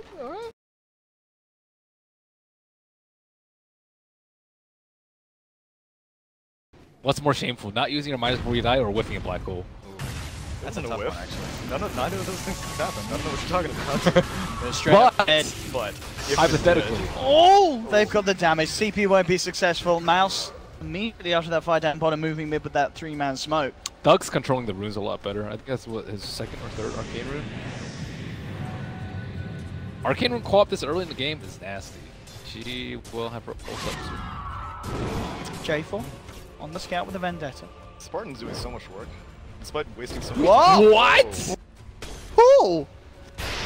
Just jumping in. I mean, Spartan's going to take a Laguna to the face. He'll get the chance to get the field down. Where's that Void? Here he comes. TP'd across, does have Chrono. Looks like they'll come. I think he was trying to get vision for Kaiser to glimpse it. Oh, why I yeah, went for yeah. it. By the way, how's that next level 8? J4's on. Because he had a lane. Yeah, he took got a lot bot down lane. bottom, I guess, yeah. Yeah, that's true. Radiant's middle tower is I'm gonna go kill this Lycan. Somebody let it get Chrono. Powell is about to time out. They do, the Radiant's scans, so middle they tower put a Do little they have a dismantle. flying Night Stalker? Yes, they do. Dire's tower is under attack. He Whoa. in 3 seconds. Is he gonna actually get out of this? Oh, what? Is that not Oh my god. They Okay. certainly saw him there, yeah. Is he? Oh my god. He can't Chrono as well because he masked, but it looks like it doesn't matter. What? They get the Radiant's bottom tower is under Far away. 5 move speed. 6. How is he not dead yet? There we go. Finally, the dog is Well, down. your tier 1 tower bot is gonna go down as Dire's well. top tower Yep. is under It's in attack. here. Planet dog. Radiant structures are fortified. Dire's top tower has fallen. Masker Man is Shadow Blade. Looking. Radiant's bottom tower Shadow Blade. is under attack. Radiant's bottom Okay. tower has fallen. Interesting. Yeah. Yeah. Yep. Okay. I don't think he will turn it into a Silver Edge anytime soon. Nope. That doesn't need it. And after that, I'd say Diesel Manta, maybe? Does he not pick up the? Oh no. Okay. Maybe Not gonna get Maelstrom, but it's likely. I think he needs a BKB this game. I kind of feel like it would be very nice. Next item, though? I don't know. Maybe if- Scepter. I like Scepter too. Ooh, yeah, that's Yeah. I like that suggestion. Dire's top tower Oh, hello, is under Observer. Radiant's middle tower has fallen. Spartan. Again. Limbs. Back to Milan. As I say, this Disruptor's making some good setup. He's pretty tanky though. They're not going to find it immediately. J4 comes out with the Vendetta onto the Night Stalker. Well, bring him down, and now Badara jumps back in, gets the 2-man Chrono, grabs the Dragon. He's got the Dogs here in there as well, but 3-3 is too damn tanky. Skylight trying to walk into position for a potential black hole. Does 10 stick charges if he wants to go for it. The wall's been dropped down. Static Storm there in the middle of it all. There we go. Grabs the 2 of them. Madara found the double. They'll fight to the Mouse Sports, and they're not done quite yet. Lapping forward, MNT looks at the gap. Jukes out the Light Striker where they get themselves a 4. Mouse. Make that almost 5. Yep. No, Thug. Your quiet's magic. Fear misses magic. Actually, no. Fear has nothing to do with magic, even though Fear misses right clicks. They have no idea how to position themselves. If you split up, you get Glimpse. If you clump, yeah. you get Chrono I mean, and Black Hole. We saw there was a Chrono, there was a Black Hole, there was a Static Storm. It's like, where do you go? This is just a huge amount of area in these fights that Mouse it can make impossible to count it. I actually think they on Dark Seer over a hook. Because they need to counter initiate. Like they have to Impale and Light Array, Ice Path. Yeah. Like they need that vacuum wall to hit in the fight. It's a than really anything small else. window though because he's rushing BKB on Enigma. For half already. Yeah, he's very, Oh my god, he's rich. He's he's top of the board. What's Enigma's level 10 talent? Movement speed. Oh, yeah, resistance. okay. Yeah. Magic resistance I think is pretty good. Actually, they're both okay. Probably. I was gonna say the movement in this game. Fine though. Magic resistance. Oh, this BKB He's is rushing really. B. You're right. Although, the next 2 skill points should go to talent so we can get that G. Do you want PMS over cooldown? Well, this game, that's a good question, actually. I think cooldown's like in this game at least pretty. Yeah. Because he after Yeah, he I think gets cooldown. BKB, he needs one item and he's yeah. I don't know what you do as Dog in this situation. Like, Lycan would like to be able to do split pushy things, but Mouse can just react to that so easily. You don't even need to dedicate like all 5 heroes to be on Lycan duty. You can just be like, Oh, Static Storm on top. J4 is not looking in good shape, but Does get the stun off, and will allow them the chance to turn around onto Thug, but Thug still gets the blink away. He'll survive. Then focus Kaiser, but again getting this kinetic field down, buying time for Madara to cut in with the Chrono. Takes down Lina. This time the vacuum wall down onto 2 Thug, falling incredibly low, but he's got back up. He's going to be fine. In fact, he turns around for a cheeky right click onto 3-3. Madara comes in with a bash. 3-3 a little too tanky to focus down with all their efforts. It does have to be respected. Lose out for the wall. If they back away. And bottom lane, Swift ending, moves in. Ultimate pop for that one. Realizes Enigma's on his own. The kill. Still hanging around this top lane. A little bit low on the tank though. But again, though, Spark, I mean, this man on this trip is setting up so much with these glimpses in kinetic fields. Yeah, Spartan's crushing it. He's great disruptor. He's got 2 1 charges. Yeah, he's fine. 3 1 charges. That's right. Oh! What? Oh. Nearly enough. I'm surprised he even sticks it. 17-10. Overall 3k lead for Mouse. At the top. But definitely a game that things could happen for Planet Dog. If they get this like certainly getting up there, doing his best to catch back up. Nearly has the arm that complete on top of the Mask of Madness. If he comes anywhere close to Enigma, he gets BKB Black Hole though. True. I'm very scared for this like his life. And there you go, Ben. You're happy. He does. Darkseid goes straight for the blink. Okay, yeah, he needs that. I did not like the hood pickup because if he doesn't get vacuum wall, they lose a fight. Or lose a straight 5-5. But even this is not like an assurance that they're going to be able to do much. But they have a chance. Yeah, it's better than nothing, I agree. Gotta set yourself up to be in a good position to win. Yeah, Link is that last fight? I don't think so. Right? No, she just picked it up. Just picked it up. Lina opting to max out Fiery Souls before LSA. She realizes that she needs to be able to deal damage from a distance, yet still goes for the Bloodstone. She has cast range. Cast range is, I think, way more important than light strike rate damage here. Yeah. Makes position easier. That's true. Maybe Aether Lens? I guess she's going for Shadow Amulet. Yeah, I thought she should have gone for the Shadow Blade first. Oh. Could be the reveal. Oh wait, they saw J4. Looks like Madara is going BKB straight after Shadow Blade. BKB is online. Oh. About what? 5 more minutes?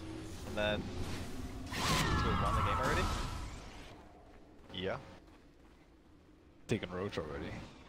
Okay. Yeah, I guess that's not still good enough. Are there any medallions or solar crusts on the Dire team? I don't think they have a Silk Crest buyer besides Lycan. I mean, I guess Hero can do it. He doesn't really care. Oh, here they go. Smoked up. Maybe next time. Now they're gonna go for the easy kill. Lamp. Radiant's bottom tower is Shakira's under attack. up and no reaction. Though. Farmhouse 3-3 up. Up. Radiant structures are down on the bottom. fortified. Radiant's bottom no clip, tower though. is under attack. They are. You know, Radiant's but top maybe tower next is time. under attack. Grabs the fish. Dire's middle tower is under attack. Where's the dust? Oh! Oh! Radiant's bottom tower is under attack. He reveals himself in on this one. They took down the stun. But there are still the chrono falling very low. He's gone. They've lost the Static Storm comes out on the fourth and they're trying to finish off. They're not going to get it. Puts the BKB. Oh, he gets 2. He survives, allowing them to go back forward fall. Then they're dropping Swift ending, looking for the cleanup now. So getting off that. It's not. Be Mouse losing. They get the other 2 up there. Dara. That's a pretty bad auto. Yep. And he's on the its treads. The shame. Oh, yeah. I mean, that just felt like Mouse got a little too antsy. They were forcing that way too hard. That was like, I think Madara got greedy. He could have chrono just Lina. he auto attacked at Carapace. Yeah, Like, that's why he also died. true. Like it would have been fine if he just didn't attack the Nyx. Or if Enigma had Blink. Oh yeah. But It was still it was a good black hole. Yep. But with the Void already dead, there wasn't really much they could do after it. they should be crushing these team fights though. You can't really expect too many things like that to happen though if Dog. Yeah. They pretty much just got a freebie. Yeah. Noise. They can't really do anything with that freebie because, like, yeah, Black Hole's on cooldown, but you still have to worry about Glimpse, you still have to worry about Static Storm, Chrono wasn't used. Oh, he didn't take the 15 talent yet. Yeah, he's not skilling his talents. Oh, he did. Oh, I guess he wanted to max out Midnight Pulse. I guess it's pretty value. If you already have used the Black Hole, then it makes sense, because then you're not like benefiting from the cooldown reduction. But Might is cool, dude. Oh. Is the Midas off cooldown? Yep. Oh yeah. BKB cooldown. Alright. Ben's not impressed. Need that efficiency. Gold left on the table. Just give him an opening to take Roche if you're playing dog, just because Black Hole's on cooldown? I don't think so, because no one will use that. Oh, he's going BKB. Wow, he's playing it safe, Madara. I mean, their team fight is so good that I don't really feel like he needs damage. I agree. Well, we had to the Aghanim Scepter in the Void. Yeah, I would like Aghanim more, personally. Because I think, like, if they jump him, you just went with Black Hole. Time walk on being jump. Assuming you haven't mastered Magus. Well, also assuming that you have Blink on Enigma. I mean, he has it. Like, oh, is he that cool? Yeah. Oh, damn. He's fat, dude. And now he has that cooldown reduction time. Large mid-charge.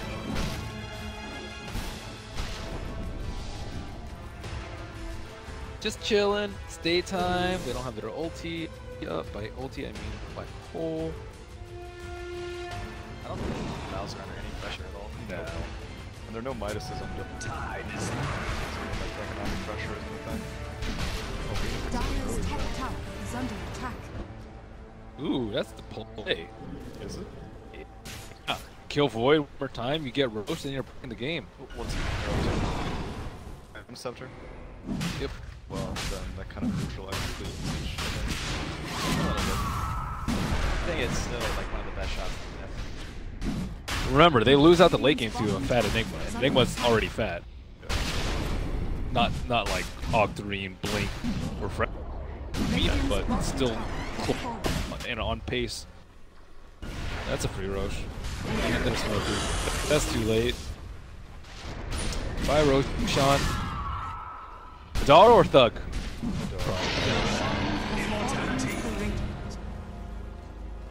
I'm gonna try and fight this whole three-man vacuum into the Empire Ice Path down as well, but Static Storm comes out from Spawn on the side into the three-man Chrono, the three-man Sonic Wave. They take down the Lina. They now turn their focus towards Swift Ending. They've got the Magic Scarlet. Oh, it's a little too late though with the Black Hole. It doesn't catch the Lycan, and now they're still in quite a good place to fight Planet Dog. They take down the Disruptor. Skylark will get out in time with the TP. The rest of Mouse have to scatter, and just a little bit late with that Black Hole follow-up. It looked like he could have caught that Lycan. Dude, Spartan is the MVP. Spartan's a god. Oh my god. That Static Storm, things should have been so much worse after that vacuum. Yeah, that was so sick. No, he got the Lina though. The Lina was about to follow and just dumpster those three heroes. Woo. I mean, it definitely seemed like a fight that could have gone a lot worse for both sides, yeah. That's true. Could have changed, in fact, coming back here, but again, the three-man vacuum into the stun. They're caught in it all. Laguna Blade to bring down the Aegis. They bring as well, and they surround him looking for round two. Ice Path again from Milan. They close the gap. The kinetic feels down for Spartan. Can this Void jump past the chase? Swift ending, but he's kept alive by the 3-3. See if he chase this one down. Well, that Lincoln vacuum up in, and he may just try for it. He's got one more surge, making a lot of distance between the two of them, and yeah, he goes to check the lane. He's not there. Knows that Thug still hanging around. There's the next one. Can he? He can't. Thug will get away. A little slow. Good attempt on 3-3, but not successful. But again, these. I mean, you said it. You said this Blink Dagger is going to be 3-3 is making a lot of things happening.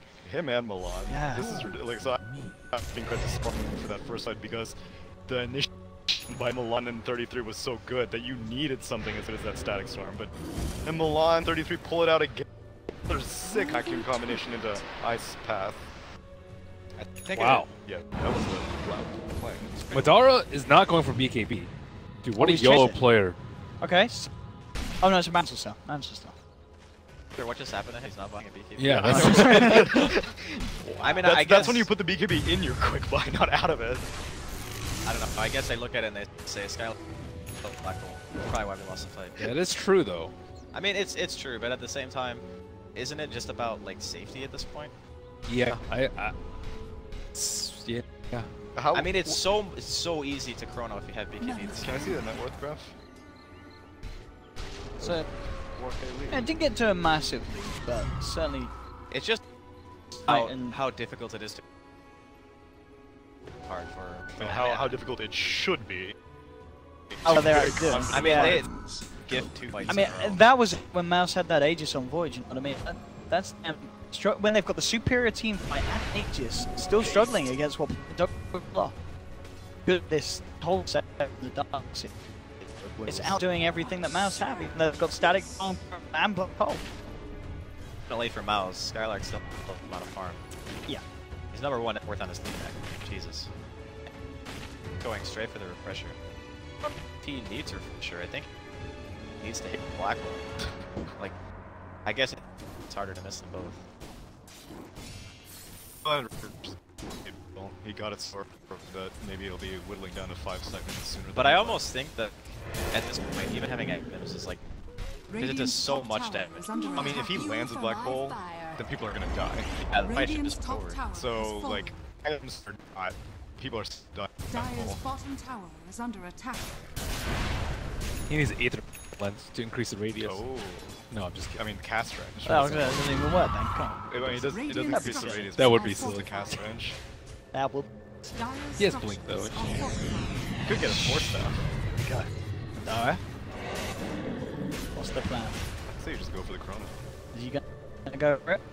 2, he'll go for it. Both the Lycan and the Jakiro, Sonic Wave connect. It's onto both of them, but there's 3-3 again, but Skylark's there with the black hole to counter the 3-3 plays. There's going to be Lena falling low, Lena's gone, Gem hits the deck, and now it's Mouse's turn to run the side of Planet Dog out of there. J4 taken down as well. They move on to 3-3, silencing him, glimpsing him back. No TP for this man, and the Darks is down. We found the Mouse, just have to keep Skylark back, wait for that Darkseer play to come through, and then himself jump in with a black hole like that. That's pretty much how it should be. Like, basically what just happened. I mean, it didn't even go as well as it could have for Mouse because they killed the Lina, and it, like, full healed 3 people. So they lose instead of their void. I mean, obviously, you have to kill Kaiser. Yeah, that was a very nice black hole. 4 heroes. Yeah, it was a fool me once kind of situation because they got slapped by that vacuum ice path combination twice, and this time Enigma was like, alright, I don't... Now, the question is, can Planet Dog counterplay this now, since now they're waiting for the... There's no counterplay. I was gonna, how do you... Yeah, like... I think you have to catch them when really, they're out on the map. really hard. Like, you need to somehow establish, like, a good vision advantage, which against Night Stalker, which is really hard. Yeah.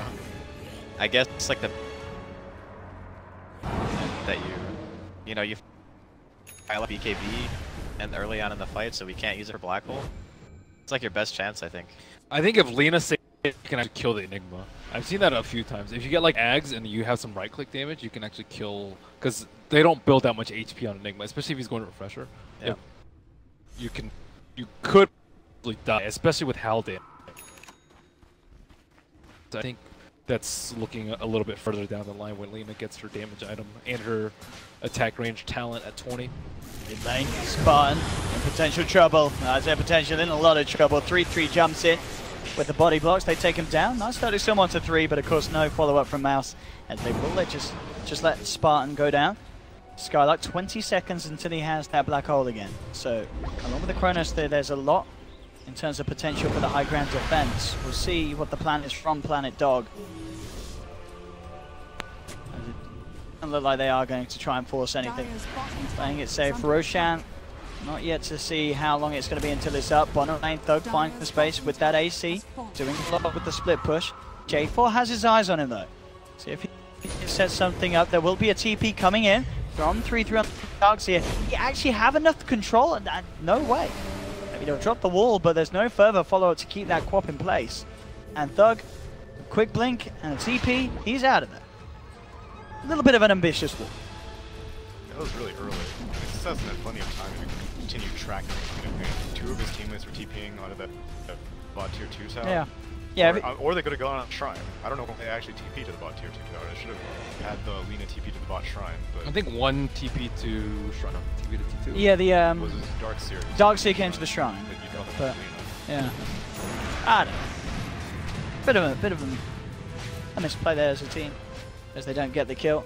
I just think they have such few opportunities like that to just jumping the gun on those opportunities. Yeah. Because you just don't want a team fight at this point. BKB Enigma is king, and he is Refresher in 1,000 gold. Oh god. How to win this game if you're playing a dog. I mean, they need to make a play with the Darks here where they get like at least 4 heroes, with the one that they don't get not being the Void or the Disruptor or the Enigma. It's hard. If they The try and do problem this is like this is something that Lycan lineups always have an There issue are with. a lot of pings going on. Smoke. Did that Radiant Ward see it? Yes. Yeah. It saw it. Okay, so the problem was what? It's just that Lycan wants to run at you, right? Like, that's what the hero does. But he cannot. And you just cannot run at those heroes. It's not a thing. And the thing about Skylark this game is he can wait as long as he wants. He does not have to go in ever, unless the entirety dog are committed to the fight already. That's the main issue. The Skylark can almost out. Roche is up. Well, This might be what they're looking for. This is good if they can get away with this quickly. Oh, nice. Dyer's top tower is under attack. That's an NP player right there. I mean, they are in the pit. Whoa, no. Here comes Madara with the Chronos. Jump forward, does get 3 with the vacuum, but Skylark pots the BKB. Oh, no. Actually, what's the black hole? They've lost the Disruptor. Swift Ending making a line for NT.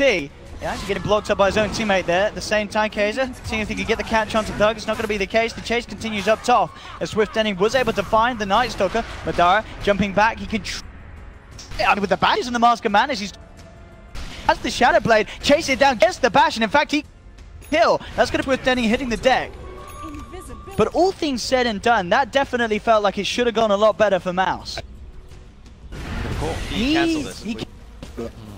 He like black hold, and then maybe he decided like at the last second that he didn't want a black hold. So He's a Refresher? You spot it. Oh, yeah.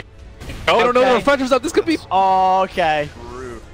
He was like, oh no, look at me, I whiffed my black hole. Surprise! Just I have a refresher! Straight in! 4-man black hole! The bait is real! They're gonna hit the... They've lost all of them! 3-3! No escape for the Dark! What a play! You felt that was a misplay when he goes in. Like black hole self-cancel. No! It was all a trap! They didn't know he had the full refresher. He comes in, it hard. What a mind game. He's been playing the long... A mind game. It definitely wasn't an intentional cancel, I can tell you that. I don't know what you're talking about. All the mind. He knew. Skylark knew. Skylark. He wanted them to think there was no black hole. I mean, you could still full channel the black hole. Dyer's top tower is under attack. Yeah, but you want to make them think you're shit. And Tower is Killed. under attack. Like, okay, all right. I'll go with it. what a play. I mean, we're gonna be respawning soon. Probably only one rack straight. There's tier 2s mid and bottom. Dyer's Only. top tower has fallen. Okay, yeah, only one. Dyer's They top got tower Alina, it's is fine. under attack. Oh! They don't have a Lycan though. And in fact, they may not have a leader either. Static Storm's there onto 2 as well. They're just hard at Planet Dog. As they lose a third, triple kill, and none of them with buyback available on Planet Dog. A nice vacuum onto 4, but where's his friends? He's got no friends, he's got no follow. 3-3 didn't have combo that he wished for. They've lost 4, 3-3, trying to run his way as far as he can from this team. Well, the tier 2s are up. Can't do any. Oh, what? Never mind. Scratch that. They're going for the game. It's to be over. There's no hope now in this series for Planet Dogs. Have ended it in beautiful style. A team that struggled for a while, but really on the rise now in these qualifiers. And I'm sure winning over a lot of fans at home. There we go again, trying with a vacuum, but Skylark pops his BKB, swags it off, and the team just beat down onto the Ancient. Applause all around as Mouse will take this second series, playoff series, for play against Danish. So if you enjoyed what Mouse did here, don't go anywhere. We've got a Mouse Sports DanishBears extravaganza after this one. But what a series, what a game, and some incredible plays there. I think that their draft was insanely good.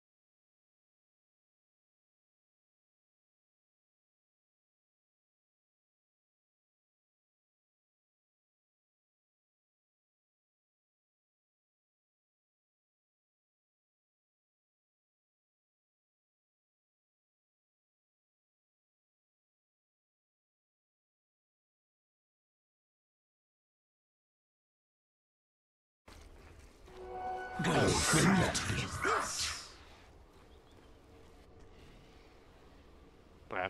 But they had to wait for the courier to be done. It's only bringing out a clarity. So Silent's going to block the wave up. So they're not spending the 100 gold. In fact, they may not even... Yeah, they don't even have the 100 gold on the supports to do it. What the? So they can't get rid of it yet. Interesting. So G brings out 2 salves for a Shadow Fiend.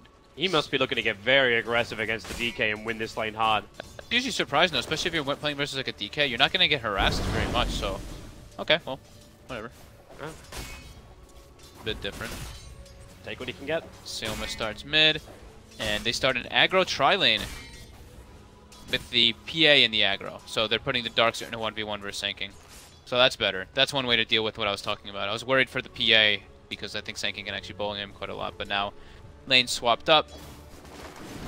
Afterlife, though, should be able to do really well with this. Especially now that he double stacked the wave up, so he's going to be messing with Ghostic a bit, but he'll have a lot of creeps under his tower. They're rotating Slayer out. They're pushing him towards the top lane. Yep. And they have to, because Miposhka was just able to double stack the small camp on the side and pull it over. Okay, now Miposhka, a little bit of trouble, but the charge onto the Venomancer. He's only got Gale, and it's level 1 Gale, so it's harassment, but minimal damage. Miposhka, you've got charge available in 1 second time. They do have that vision on Slayer thanks to the Observer Ward that's still down. And the Dire have actually now just blocked this camp up, so it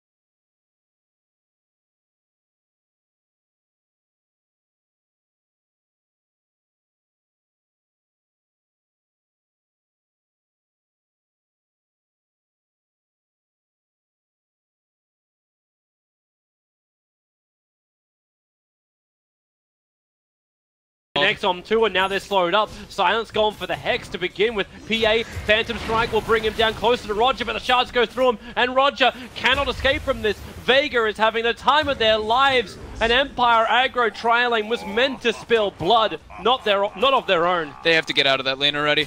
I think it's too hard anyway. You're playing with a double melee tri-lane with a very squishy AA versus a very tanky lane. The Lion is the only squishy hero, but he's going to be playing so far back, and then you can't go on Venomancer because they have Tusk. So this tri-lane is already a nightmare for Empire, and they must make adjustments. I suppose the one advantage was the fact that you didn't have, bottom lane, Afterlife. Iron Shaw and Roger, but yep. Stunts away. The upside is the fact you didn't have the Tusker rotating to kill off DK. So you had SF having more space, you had FN having more space in the mid lane, just because your aggro tri-lane was keeping that attention towards the north. That's the upside. Yeah, the downside is now the Venomancer's got some decent cash on him, even though he's only got 4 assists to his name, and the supports have also got real good money on them. And Ghostic's got enough Iron Shell levels that it's problematic for the Venomancer to deal with. Sayoma. Oh, that bash. Oh, the it bash actually helps him, but the Orb of Venom slow, the shards are down, the damage is enough with Chilling Touch bonus on it. Oh, just enough damage. G getting aggressive onto FN here, but FN's just fine. Their Grace would not bring him down.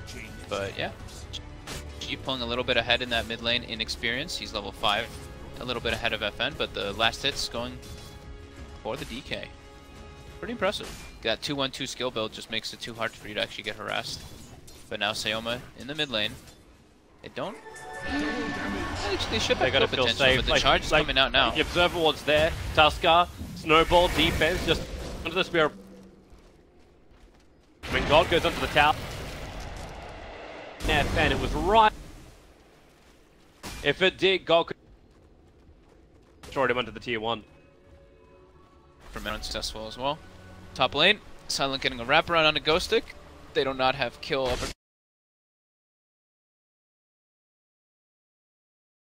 speed a kill to the Darkseer. Gets burned down by Iron Shell. He doesn't have the movement speed on the Darkseer, which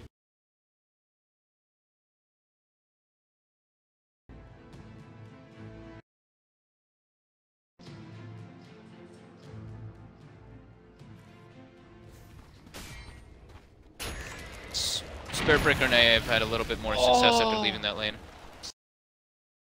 Just off the mark. no, we're really committing now. There's 4 heroes coming in. SK was just in the neighborhood because he wanted a bottle refill for the SF, but Lion was also wrapping around from the north. Killing DK is great, like, especially if you see DK. If he uses Dragon Form and then you kill him, that's massive, but killing him is very nice. Afterlife now versus Roger. He's out. Getting stunned. Didn't have mana for a charge away. And there was 2 points up in Caustic Finale, which could have been a real problem. Maybe this is where they get Ghostic. They have a ward on the high ground too. The charge is coming up from Roger. Ghostic getting engaged on. Hey, Surge, but it's a level 2 Surge. The Hex already slowed him up for a little bit, but Chappie TP's over. Spirit Breaker's charging forward. Ghostic just giving the Iron Shell up. He'll lose his life. He's going to give the extra damage that Chappie requires to try and find the kill. Won't be on Tusker, who will TP away to safety. And thanks to Silence Observer, he knows exactly what he's up against. Will the dagger get him? They have a charge as well in a second. They lose vision though, and he's able to scurry away. I thought for a moment that Chappie would try and Phantom Strike ahead so he could get the dagger off. Yeah, maybe it was a possibility.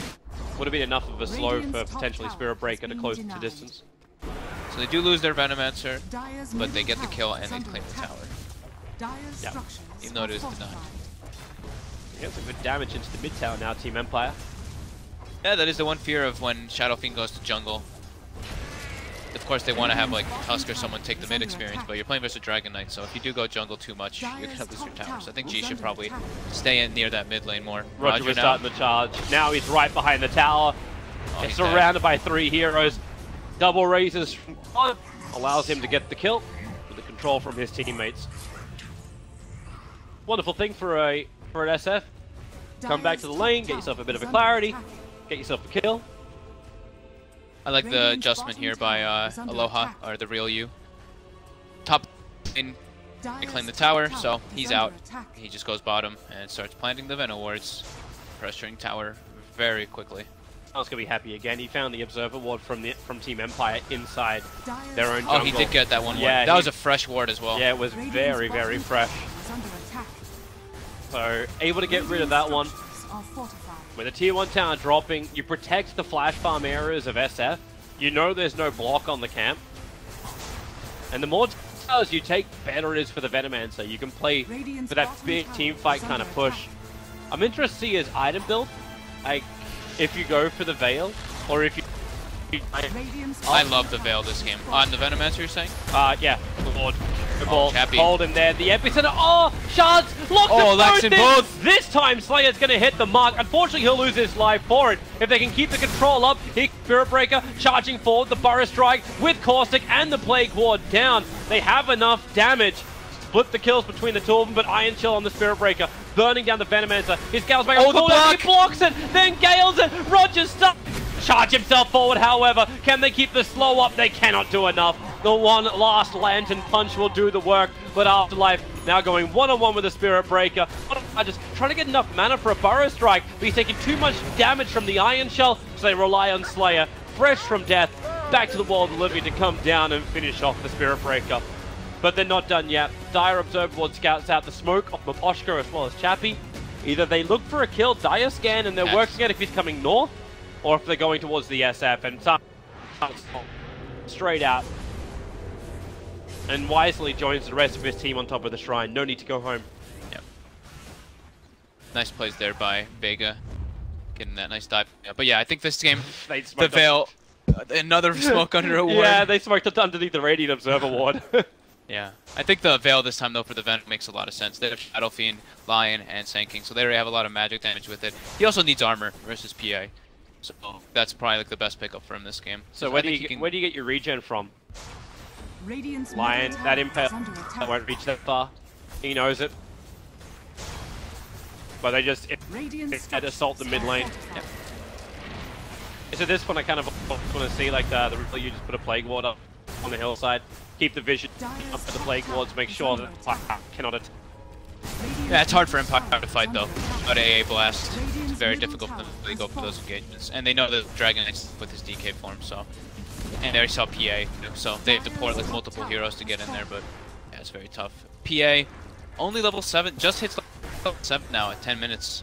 They carry, so it's a bit under level at Phantom Assassin. 1,000 net well behind the Venom, but even SK has more net worth than the Phantom Assassin at the moment, and it's dangerous for us like getting an early Blink Dagger. We're 11 minutes in at just 1860. It's definitely a bit alarming right now for Empire. When they have a Dragon Knight, they're losing. They've all 3 of their first towers. Tower is under attack. Taskgar's finally going to get levels, only because of Tome. I mean, look, 11 minutes in and he's level 4.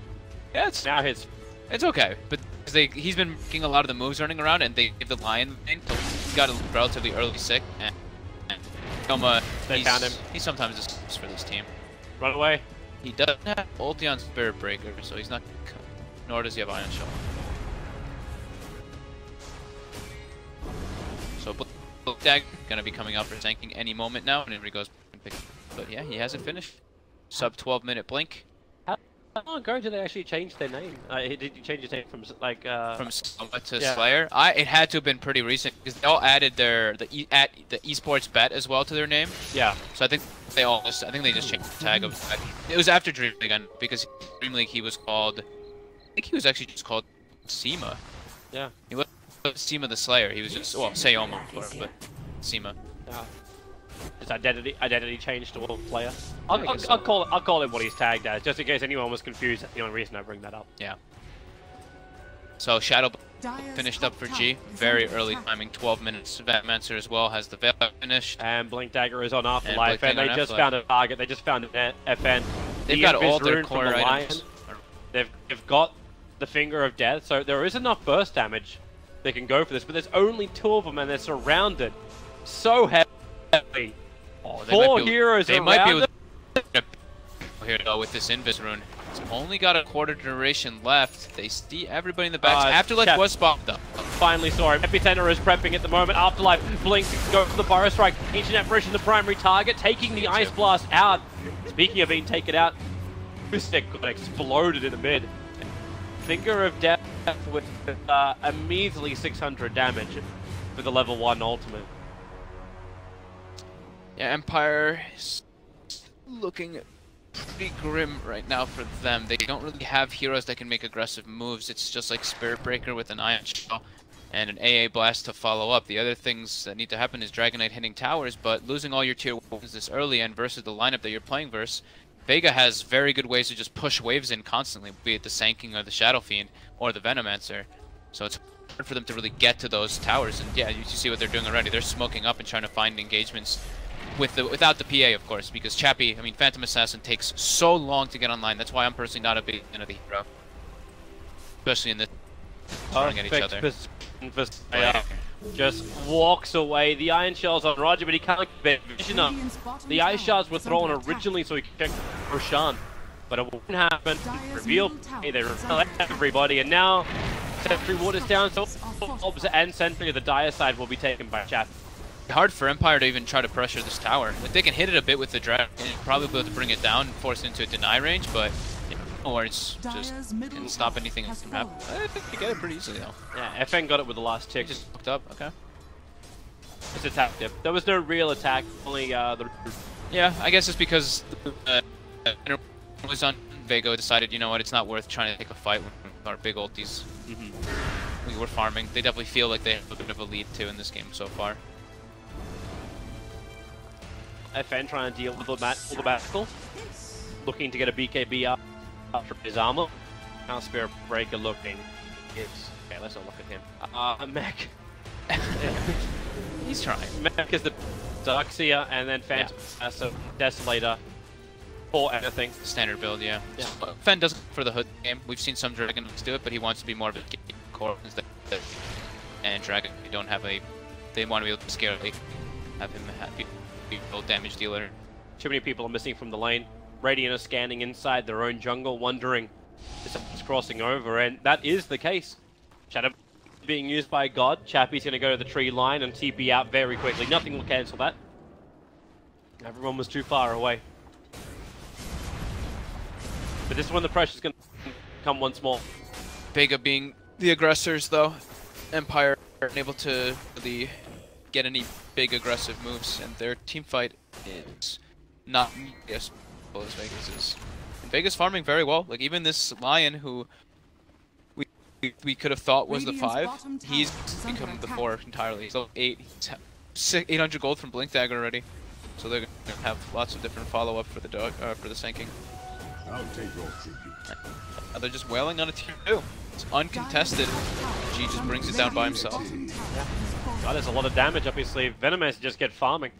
he was sitting in the Radiant jungle, down a couple of plague wards, continuously farming, and then leaves a couple behind to make sure that the camps remain blocked. So really hurting the economy of Team Empire. Overall, it was bouncing up and down between 5k and 4k. But the more of these towers dropping, the less Team Empire is going to control. And 16 minutes in, when you're this far behind it, and the XF is also so big, I'm not certain how you're meant to fight this. Yeah. And I want to see wait, SF go for Silver Edge. Oh, he actually, I think, has it coming up already. Yeah, he I was does. about to say, he's not an orb sitting in him, and he has BK in his quick buy, so yeah. Silver Edge It's done. amazing versus PA and Dragon Knight. I was hoping he would get it first item, and he did. So it's going to be very relevant for him to be able to bring down Chappie. Chappie's going to be, I don't know. I'm always just weirded out by PA as a hero. I see him always pick it because I know he likes the hero, but it takes so long online, especially in this type of meta, where people just like to push it early out lanes. And even get your Desolator, sure you can like snowball some kills, but fights around this Desolator. Because if he just gets blown up by any kind of type of magic damage, the pickoffs. But Vega have just stand up in the wall to and then also counter. Yeah, Vega just has a very good overall push. Alive right now. After they're actually right next to each other, they don't stand out. Mapolka knows they're there. Like he observed he had. Oh, he cut the wrong way. Oh, even silence to himself. Oh my goodness. Mapolka. The most position ever, but TP, he doesn't have to be here. I think he wants to maybe try to throw an AA blast from behind or something when his team initiates. Got it. They might walk by him when they retreat. Smoke. Oh, Slayer's gonna. He's. They break. They didn't break. Is under attack. Bush knows something's up. They're looking towards Roshan now. Oh, Roger. Yeah, Roger's gonna break. They're inside of Roshan. Gets seen first that way. Forward by Roger. Bouncing in towards the line. The double burst strike. However, with the back. 3-man wall. No. Out the Ice Blast. It does hit perfectly. Nice Maposhka. As 2 hits for Team Empire. The damage is too much. The Raiders up like ghosting. The one attack from the poison is going to tick him out. Couple of chips on line. Afterlife. But EK as well as AA the sole survivors. And the SF continues to remain big. Yeah, it's a nice, very nice vacuum combo with the AA blast with the wall on top, but you see what happens to Chappie there. He has the Desolator finished up, Blink gets grabbed up, gets stunned, fingered, dead. Stun finger, Sand stun, and he's just dead. This was the concern. This was the reason why we were looking at that magical burst damage that doesn't care about Silver Edge. Frees up God to focus on other target. It's silent, in he comes. Gonna get the stun. There's a double damage rune in Silver Edge. Cricket on God. They need to keep Chappie controlled, and Fire Strike will help do a one attack from God. Oh, almost kills him. Down to 120. Charge from Rod creates a little bit more space, and God, well, they're going to work together. That one will end up falling. Roger retreats. They have to beat him down with a fist. Whew. It's very Chappie lived. Yeah, then even blinks in. This Lion has a blink dagger already. He blinks in to try to get the finisher off on but Dragon Knight with an instant stun doesn't bring him down. Form used in that fight, unable to hit any towers with though. So I like how they approach with Maposhka. Reason why he set up a lane, wait for Vega to fight, and then farm top lane while Vega on the opposite side of the map. Yeah, Ice Blast will still be involved, but I'm wondering if he's also doing this and get to something like Hand of Midas and push himself up that way, or is that build kind of too late or not a... game. If he's able to get like a big ice plat and he gets a big surge of gold, then maybe. But I think Glimmer Cape is a pretty good job here, so force that.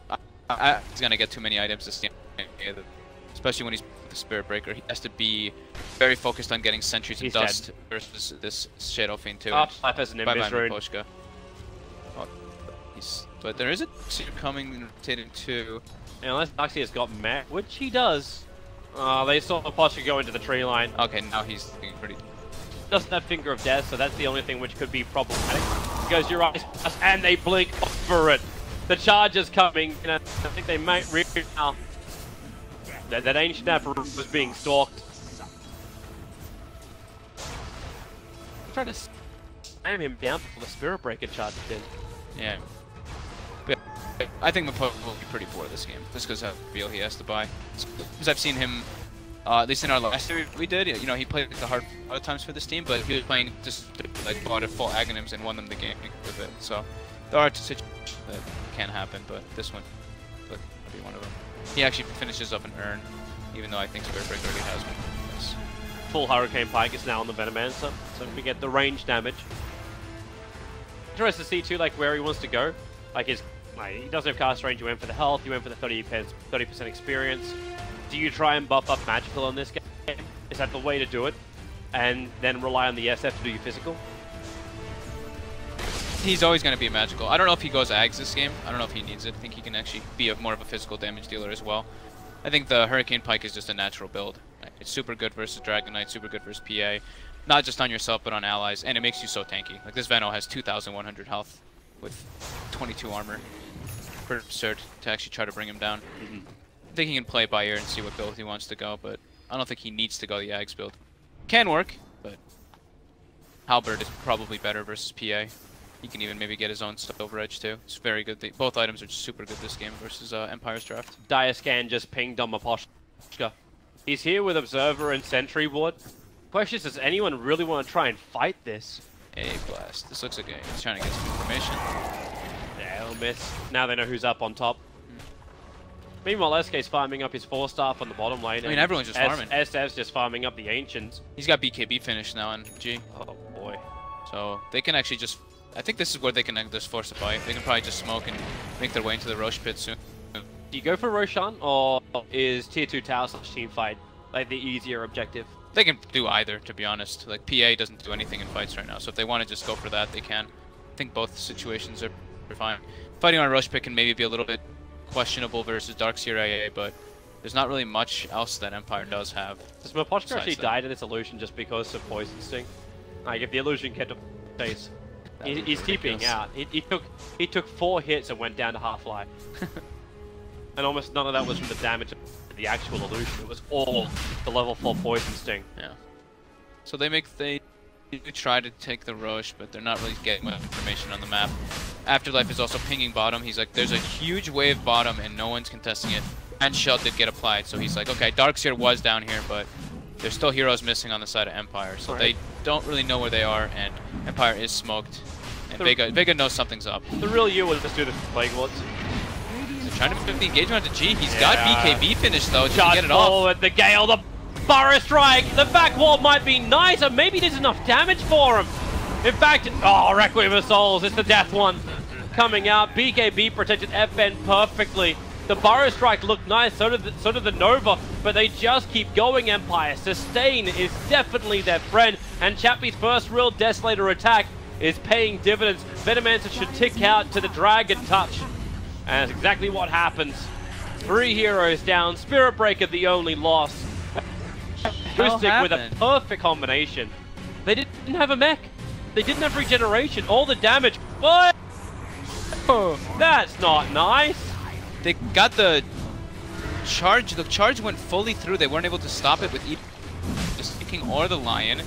The snowball, he like tried to snowball the Shadow Fiend after the Dragon Tip, but SF popped BKB when he was at like 400 HP. He was almost pretty much dead already by the time he got it off. I don't really know what happened to Vega that fight. I guess they just really didn't expect Empire to be there or something. Because that was... I felt like they would win that fight even if they got done. Silent needs a quick axe. He's able to get it. Just Jones in time for the cold feet. Afterlife comes in for the double burrow strike. A follow-up double impale. Ancient Apparition will end up falling. Aegis the Immortal. It is killed off by Roshan. And they're able to kill Slayer. It's killed off by Roshan. It's killed off by Radiant. Yeah. And taken by Phantom Assassin. Tried to go in and contest the rook, but he ends up not able to get to him. But yeah, wow, I'm still like super. I want to go back and like rewatch that fight because it all often she got some like chop on my screen. I didn't get to see everything that happened. I'm afraid I do not have the technology. Yeah. It was a nice fight that comes out from Empire, but I'm still like, I'm wondering how Vega looked like they knew the smoke was happening, but then they let the charge go through and they don't get the snowball on to save G. Because he snowballed him, and then by the time he comes out of the snowball, his BKB wasn't used anyway. I don't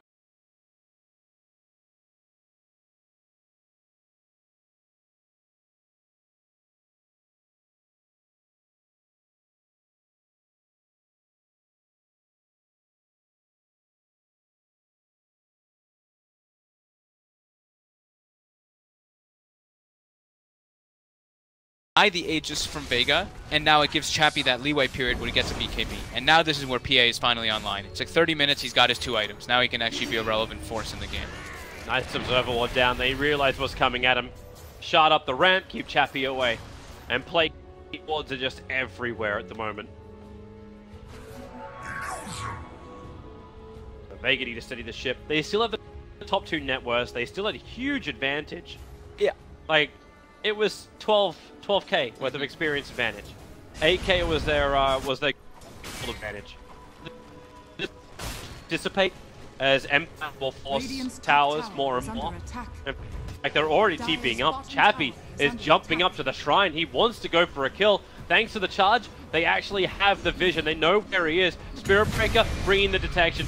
Dust is available. They'll break him. There goes your ultimate, the 5th Dead plus Requiem Souls, Ice Blast, causing issues for the Lion, but really only the Lion, who will still go down. Slayer though, in a precarious situation. And he's not going to get anything. The damage is too high, all he can do is try and spend as much of his money as possible. Yeah. They get the Spirit Breaker, but they lose 2 supports. And a BKB usage. Vega has to watch how much they split up though, because when they do split up like that, this is what Spirit Breaker does. He gets those he goes for those kind of pickoffs. Is Tusker changing his items halfway through? Medallion. He got the buckler, and I can understand like a casual buckler into Solar Crest. I thought after the last couple of fights, like he would want mech. Enough mana as well. I mean, they're playing versus AA too, right? Like, yeah, true. Mech is kind of not really the most fruitful thing. He maybe wanted to build it, went halfway through, and then he's like, wait a minute, we're versus AA. Or maybe he wanted the buckler for the armor. Just worried there, sustain is going to be too piss poor. That's the issue. Yeah, he didn't choose to go for an urn on Tusk. I thought that's one option that I thought that he would go for. That way, at least he can use it aggressively if he is hit by blast or save teammates. Yeah. But not the case. It's maneuverability for the Sand King. Survivability for the Venomancer. You get a BKB as his next item. That's pretty good. That's pretty decent. I really thought he'd go Halberd into being that front line, but the AA seems to be causing more issues. The AA and the vacuum. God's keeping his butterfly intentions pretty secret for the moment. It's only in his quick buy. But Chappie is looking at a Skadi as his next item. Stats. Stats and slow. Fen, like someone's gonna have to get an MKB at some point though, unless she's gonna rely on like double R. I've got to hit my crit while I actually can. Yeah, he can build one afterwards if he wants to. Basher is usually the better option, but since he's versus so much magical damage, the stats are quite good this game. So we'll see which one he wants. Scotty MKB sounds pretty good though, especially because he's probably expecting like Solar Crest and stuff to come out eventually. Empire's on the aggression, pushing towards the mid tower. Vega is waiting for this Aegis to tick out before they go take a fight. They still can halfway fight. I mean, they're still at a bit of an advantage. So they got another 20 seconds or so before Aegis is gone. He's not going to get his opening. So FN, level 18, well level 18 now, so he's got a level 3 ultimate and he's got Blunt Dagger. So he's got the catch and he's got the Ice Dragon.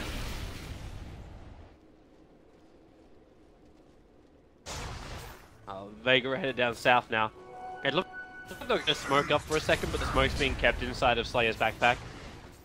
Yeah, I think they're waiting out the just even though it is coming out or did time out, but also waiting out for the butterfly on the since he's so close before they try to get on the BKB on Veno. They're gonna be getting like a lot of different items coming out at the same exact time.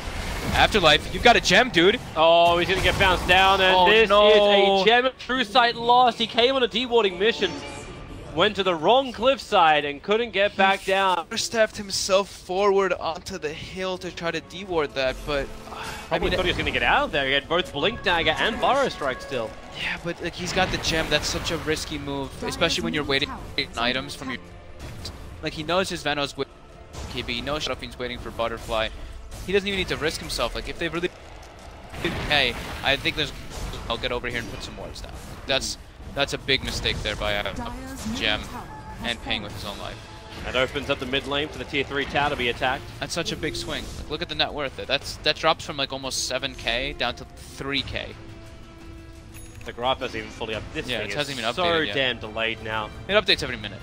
I think it updates every more than that. It's about yeah, whatever. It's okay. We'll see the update soon. But we can see that yeah, it was about 7k before that happened, and now it's like down to like 2,000 or 3,000. So the momentum that happens from those type of moves is massive because it just gives so much gold. It gives them the gem, and then they start picking up bigger items because they get more map control. They take a tier 2. Now Spirit Perker has his own hood. He's going to be building another pipe, which hurts a lot versus the Epi and the Venomancer and the Shadowfiend ulti. And Dragon Knight's building toward an AC and gets his level 20 for that 120 GPM talent. That's very costly death by Ice Boss being used for scouting now. Silent was in the trees. Could just be an animation glitch as well. Odd place for it to fly. To Empire inside their base while Vega are on the hunt. Burst damage is full end. Yeah. And Butterfly was finished. And level 20 grabbed up by Venomancer. So yeah, Vega's still feeling pretty strong. They just lost a lot of momentum for knocking that Roche and giving up that gem. So now to go for the tier 2. Middle tower Team Empire. How they want to defend this. Hoping for a good stifling dagger against the Venomancer.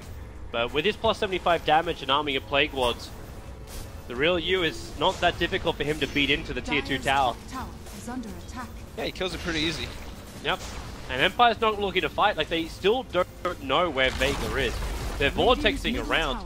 But if they came in range to vortex the tree lines, the Ancient Apparition will be dead. So PA switched his items, or her items. Went from Scotty, he's just going straight for the KB now. Yeah. So he got the immunity, the magic immunity, because he doesn't feel like he needs stats, he just needs to be able to bring in the Shadowfiend. He was still building the Scotty, like, still looking to build the Scotty when he didn't actually see the items of SF. Yep. But because SF picked up the Eagle Song as well as the Quarterstaff a little bit ago, he had prior warning. Yep. But now the SF will have Lincoln Sphere as well. So defense item for him. Not as great always, because you can use charge to trigger it. Yeah, there's not a crazy amount of things that can break it though. Cold Feet, Charge, Nether Strike, and then PA abilities in Dragon Tail. I mean, there's a good amount of them, but blocking a lot of those is quite important. Like blocking Dragon Tail, even blocking the jump can be relevant in fights. But yeah, there is quite a few things that they can break it from a distance, be it the Cold Feet and the back. I'm wondering how far Vega feel like can pull this. They're in a 5-man smoke. They were out of range of any vision of Team Empire, but the area they're moving towards, like, obviously they want to secure the Roche area. They want to go for Roshan. Yeah, this is a Roche smoke for sure. I mean, look at this. Okay, so they're expecting that Empire is actually going to be on that high ground there, and they're doing this huge wraparound. And now it looks like Empire wants to make a move of their own. I see a by Vaposhka. Yeah, I think they know they're wrapping around. I think both teams know I don't where know each other are. Perfectly, they understand the movement. Right top lane, definitely God is. And now the line has been drawn by Empire. Either they come in that way or they go the other way. Roshan spawned up. They've got high ground vision here for Empire. DK pops ulti. They're looking to engage right away. On the sentry ward, DK jumps in, Ice Blast on the way, he's gonna hit the Tusk at the back, actually pulling him out of range. It may not matter, actually, yes it will. God, just ripping in, winding up the Requiem of Souls. Nether Strike gonna cancel that. Let's go for round 2. It will blow up right in the face of Chappie. Takes so much damage, lacquering it with the epicenter. They have enough here, Vega, through the Spirit Breaker, through the Ancient Apparition, until everyone is pushing up the daisies for Team Empire. Shadow Fiend was the sacrifice, but a sacrifice worth making. Yeah, he just perched himself in the front line with the Venomancer. They expend everything to burst this Tusk right away. They get him, of course, the Tusk gets nothing off, but even in a 4v5 engagement, Ghosted gets his spell off, gets like 3-shotted by Shadow Fiend. And then, yeah, the Venomancer ulti starts ticking up. And there's too much team fight coming out from Vega versus Empire when they so much to bring down a Tusk. They're actually pushing into the top lane. They want to inflict damage into the tier 3 tower. They get fortification to come out. The rest of Team Empire will be spawning up shortly, but it's the 26 seconds until DK's alive. That's the more critical one. It's like, actually, Cardi's still there. The catapult's still there. Getting a couple extra hits too. Yeah. 3. Come on, Ghost Stick. 4. You went for the 14 health regen. He doesn't 5 hits. He does doesn't get a 6th hit with the catapult. 6 hits. Oh, it did like 450 damage with the catapult there. Count Fogula. Yeah. Slayer. Trouble. Oh, crit hurts like hell. Spirit Breaker's charging in. Afterlife. He has Blink Dagger in 1 second, so if they push deep enough, they could have had him. But when I say when they pushed deep, if Empire kept chasing, Vega would have had him. Yeah. So how are the BKBs doing on Empire? It's 8 seconds for both. So they still have good windows when they do have their BKBs up. But as soon as those BKBs... 7 seconds on the SF one. Yeah, SF's is 7. But as soon as the BKBs are much more important for Empire. As soon as the PA's BKB wears off and the DK BKB, they're so squishy to the side of Vega. Vega also now scaling quite well on their supports. Slayer has the medallion he's building into the Solar Crest, and if you look at little old Silent, he's almost got a Halberd finished up on this Lion. So Halberd versus PA, probably one of the best counters to deal with him, but the evasion will not matter, at least because Chappie did finish up MKB. Where did that? Okay, so Gem's an Afterlife. They sense because they're worried about being watched, but the Observer Ward from Vega, they everything. Like, literally everything. Shards come in, kill Roshan, Blake wards around for a little bit of vision inside the pit as well. Empire not. No. That is a very hard place to fight. They do have the AC finished up now for DK as well, so they did get a couple big items after that top fight happened. You know, they lost the engagement. They do have some nicely needed items. I love how Halberd is the item. I mean, it's going to be amazing against the PA. Yeah, it's so good versus PA. He's got both Ghost Scepter as well as Halberd. Ghost Stick jumping in. BKB from the Venomancer connects on the Gale against the DK, focusing on that one. Now FN, a lot of physical damage to the back wall. It connects on the Lion as well as God. He's winding up for the ulti where the damage is too high. He was killing himself literally from the Darkseer illusion, and it's Vega having the worst fight possible in the mid lane. Ice Blast coming forward. Venoman, however, charge him with the Mad Cow and slice him with the blades. Chappie will get a double kill. Vega are all dead, and Roshan will also go down. Huge fight for Empire. How did Sand King die? He just got blown up during the wall. No idea, man. I don't know if it was the SF Illusion that was attacking him, but that SF did the SF so Illusion much. Was doing work. That was a beautiful vacuum combo by Darkseer, but the Dragon Knight and PA just free-reigned attacked this fight. Lion and Sand King didn't get anything off in the engagement. Neither did really Shadow Fiend. Shadow Fiend popped BKB, tried to Requiem, just gets killed before that happens. So that was just like the perfect fight for Empire. I would love to see like Darkseer Illusion count towards his damage. But the PA got 5.1k, 4.3k from the DK. And there was only 1k for the Darkseer. How did that just... That's crazy. It's a good question. Now, defense from Vega. The upside is they still have almost all of their abilities available. Requiem Pulse never got off. What they don't have available is their tier 3 tower and maybe even their melee Rex. They do not want to have to buy back on an SF. You have 8 seconds. These stuns, where's the combinations? You can shard, you can try and block them off, but that melee Rex is gone. And out goes Team Empire. Shrines will be next on the list. Unless they TP out, not gonna happen though. Empire already on top of the Roshan Shrine of Dire. Getting the Aegis and cheese there is absolutely massive for him. Let's take a look at this swing. Oh god. Did it. It's a scoop, man. Venomancer trying to start the fight in hindsight is probably not the greatest way to do it, even though it's a Gale on the Dragon Knight. They need the stuns to start the fight. God, Stolen Gem, going to work for the Spirit Breaker as long as he can hold on to it. Tusker, Chappie with a BKB. Tusker, Wallfall, they don't actually have the detection. Maybe they have the damage, the back, the wall, the Ice Blast. It's all being committed and Vega get hit by almost all of it. Up, stay in the trees where it's safe. You'll lose your tier 2 tower. Epicenter is available. It's back. They need something good from this fight. Plague Wards are still around. He'll hit in towards. It breaks the skin. Phantom Assassin, happy to die, has the Aegis more to go with, and God walked back into the Dark Sea of Wall, so they got more of him to fight with. Another stun, going for the Lion. Venomancer has just enough with the Hurricane to get back into relative safety. But Team Empire are on the rampage. There's no Spirit, but there is a big-ass dragon off now who still has cheese to work with. Phantom Assassin with BKB off cooldown in 10 seconds time. My god, it's actually looking like Vega just straight up lost because of that last engagement. Yep.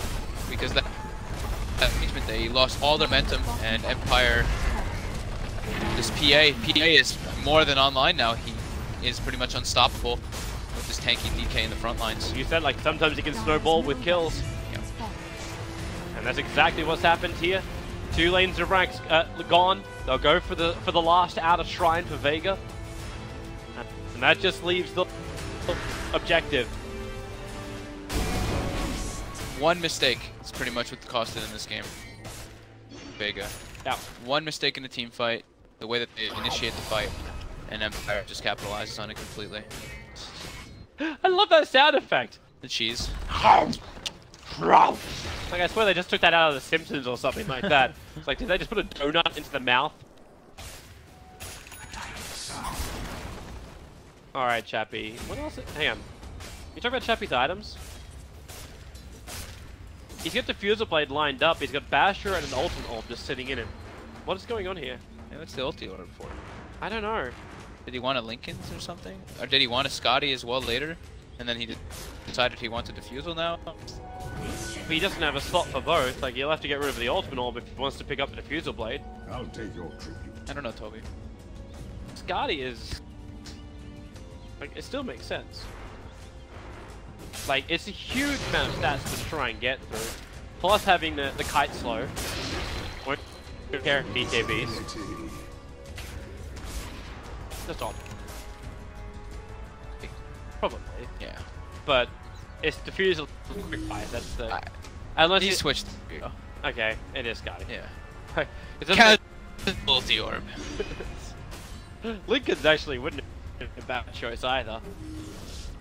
Doesn't do much, it would have taken away that initiation, so we can't get caught with his pants down. Yeah. Lincoln's a BKB, so there's no chance you lose your big PA, and he is worth a lot of money. If they can kill off Chappie, a crap ton of money. Pretty tough to bring him down now, though. They need to pretty much chain all their CCs on him right away. What is... Venomancer has a Demon Edge as well. Does he have MKB finished? He does not. Oh, actually, yes he does. There's 2 Javelins coming in on the courier. He's trying to be that right-clicking core. Yeah. They are. I mean, the thing is that they're just getting bum rushed, though. They're getting ran at so hard with the BKBs. The PA BKBs, the DK BKBs, and then Darks here like Blink Vacuums, and the fight's just such a mess. It's going to be a nice timing for God if they can get a favorable fight. Now he's got the double down. Maybe not so easy. Apparition finishes up a full Solar Crest. Yeah. He actually got items this game. Look at that. Got the Glimmer Cape, though. So he did go for the Glimmer, and then he did go back for Solar Crest, too. So, hey. They're smoking. They want to fight with the DD rune. And it's like the only time they can do it. The creep waves are only just pushed out enough. The Team Empire won't feel like something is wrong. But Chappie's position inside the pit. He can break a lot of smoke, but he has no vision of it when he does it. They're just waiting, they won't see anything, no one's pushing the top lane. Plague Ward's down. Okay, now they realize, yep. Fail smoke. Uh-oh. Shadow Fiend. Yep, they go straight on the bash. And then you follow up Spirit Breaker. Ice Blast is on the way as well. It's going to connect on God. He won't take the damage, but he still took the chill. Venomancer, decent ultimate. Hitting on 4, but they keep on fighting. FM blinking forward, hexed up, Epicenter on the back line. They might be able to kill him off. They do! Chappie will fall. The Venomancer tick combining with the Epicenter is enough, but really, is the cost worth it? 3 heroes lost for Vega, a double Burrow Strike. It creates a little bit of space. Venomancer will buy back. Silence trapped in the middle of nowhere. Wants to run away from this. They surge FN forward. He actually stopped to attack. Doesn't fit a lion. Alright. They saw the buyback from the Veno. They got a little bit afraid for a moment. If they kill off the top racks, they know what they win. Game 1 of this best of 3 winners bracket final, putting them into that grand final and 1 series victory away from going to the international and representing the CIS region. Not big from that area this time around. Modus Pro being the only direct invite. And only 1 team from the qualifier gets to go. Ancient Apparition needs help. He's holding it. Reno just keeps burning this BKB down to 5 seconds on it now. The more they fight here, the more trouble they have at home. 2Rex is dead. 3rd tower brought down. Shadow Fiend dying back to back to back to back, pretty much. I think, what, how many deaths was it? 3 or 4, I believe. It was so a lot. He's unable to really get back online versus this Pyre Face Rush lineup. The ultimate sacrifice. Ancient Apparition and Spirit Breaker. Combined 19 deaths out of the 29 kills that Vega has achieved. Yeah. They take it for the team by running to the front lines. Yeah, they have. They really have been. I mean, FN only has 1 death on Dragon Knight, which is fairly impressive, given what happened in the early mid game with Vega's pressure. Check the mountain. Yeah, I know. That one fight is pretty much that one big lineup.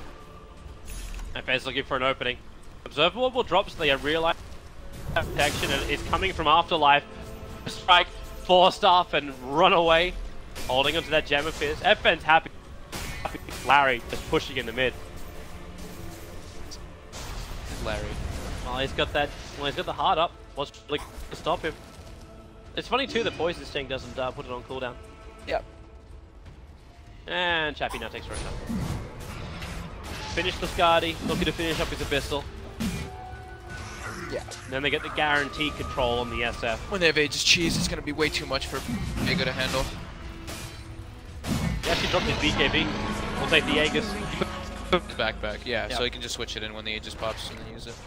Makes sense considering you kind of want to use the BKB after your Aegis is gone. Yeah. SP. Charges on. He had vision of 1, and it's the SF on the bottom lane. With the Dire Observer Ward and the Plague Ward. Both seeing him make the move. Vega ideally wanted to win this game by now, because they're playing versus a PA. The Dragon Knight is also quite a big problem, because just how durable he is. They didn't really have the damage to chunk through him. They need to isolate him pretty hardcore now.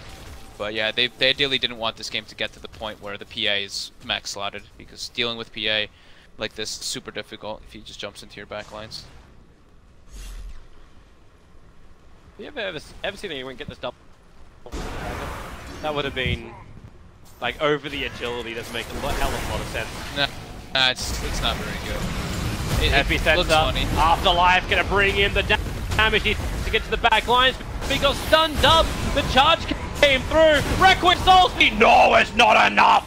Ice Blast connects perfectly. Everyone's gone, and that is the ball game right there. Team Empire claim game 1. Vega could have been, but probably the only way would have been is if they keep their punch. They drop up. Yeah, I mean Vega, they showed some really good moves in this game, but then it was some bizarre things that happened. Like they knew that the smoke was coming out from Empire. Like they positioned themselves on the high ground and they allowed the charge to go through like 3 or 4 heroes. The snowball came out a bit late, so SF doesn't get his BKB off in that one crucial fight. He dies. Then the Roche gets taken by Empire. Then Afterlife has a gem, and he gives up the gem too. It was just like these mistakes that came out from Empire, or from Vega, that looked like they were pretty avoidable. It looked like Vega actually had this one in the bag until those two big fights happened, and Chappie was able to get Deso. Then he gets an Aegis, and then that's the downtime they need for him to get his BKB. And then when they both have BKB, the fights just looked super hard for Vega. Alright, well, we'll say farewell to Dota TV viewers at this point, because I have to close the game to look at the stat screen. Unfortunately, Valve have never fixed that problem since then.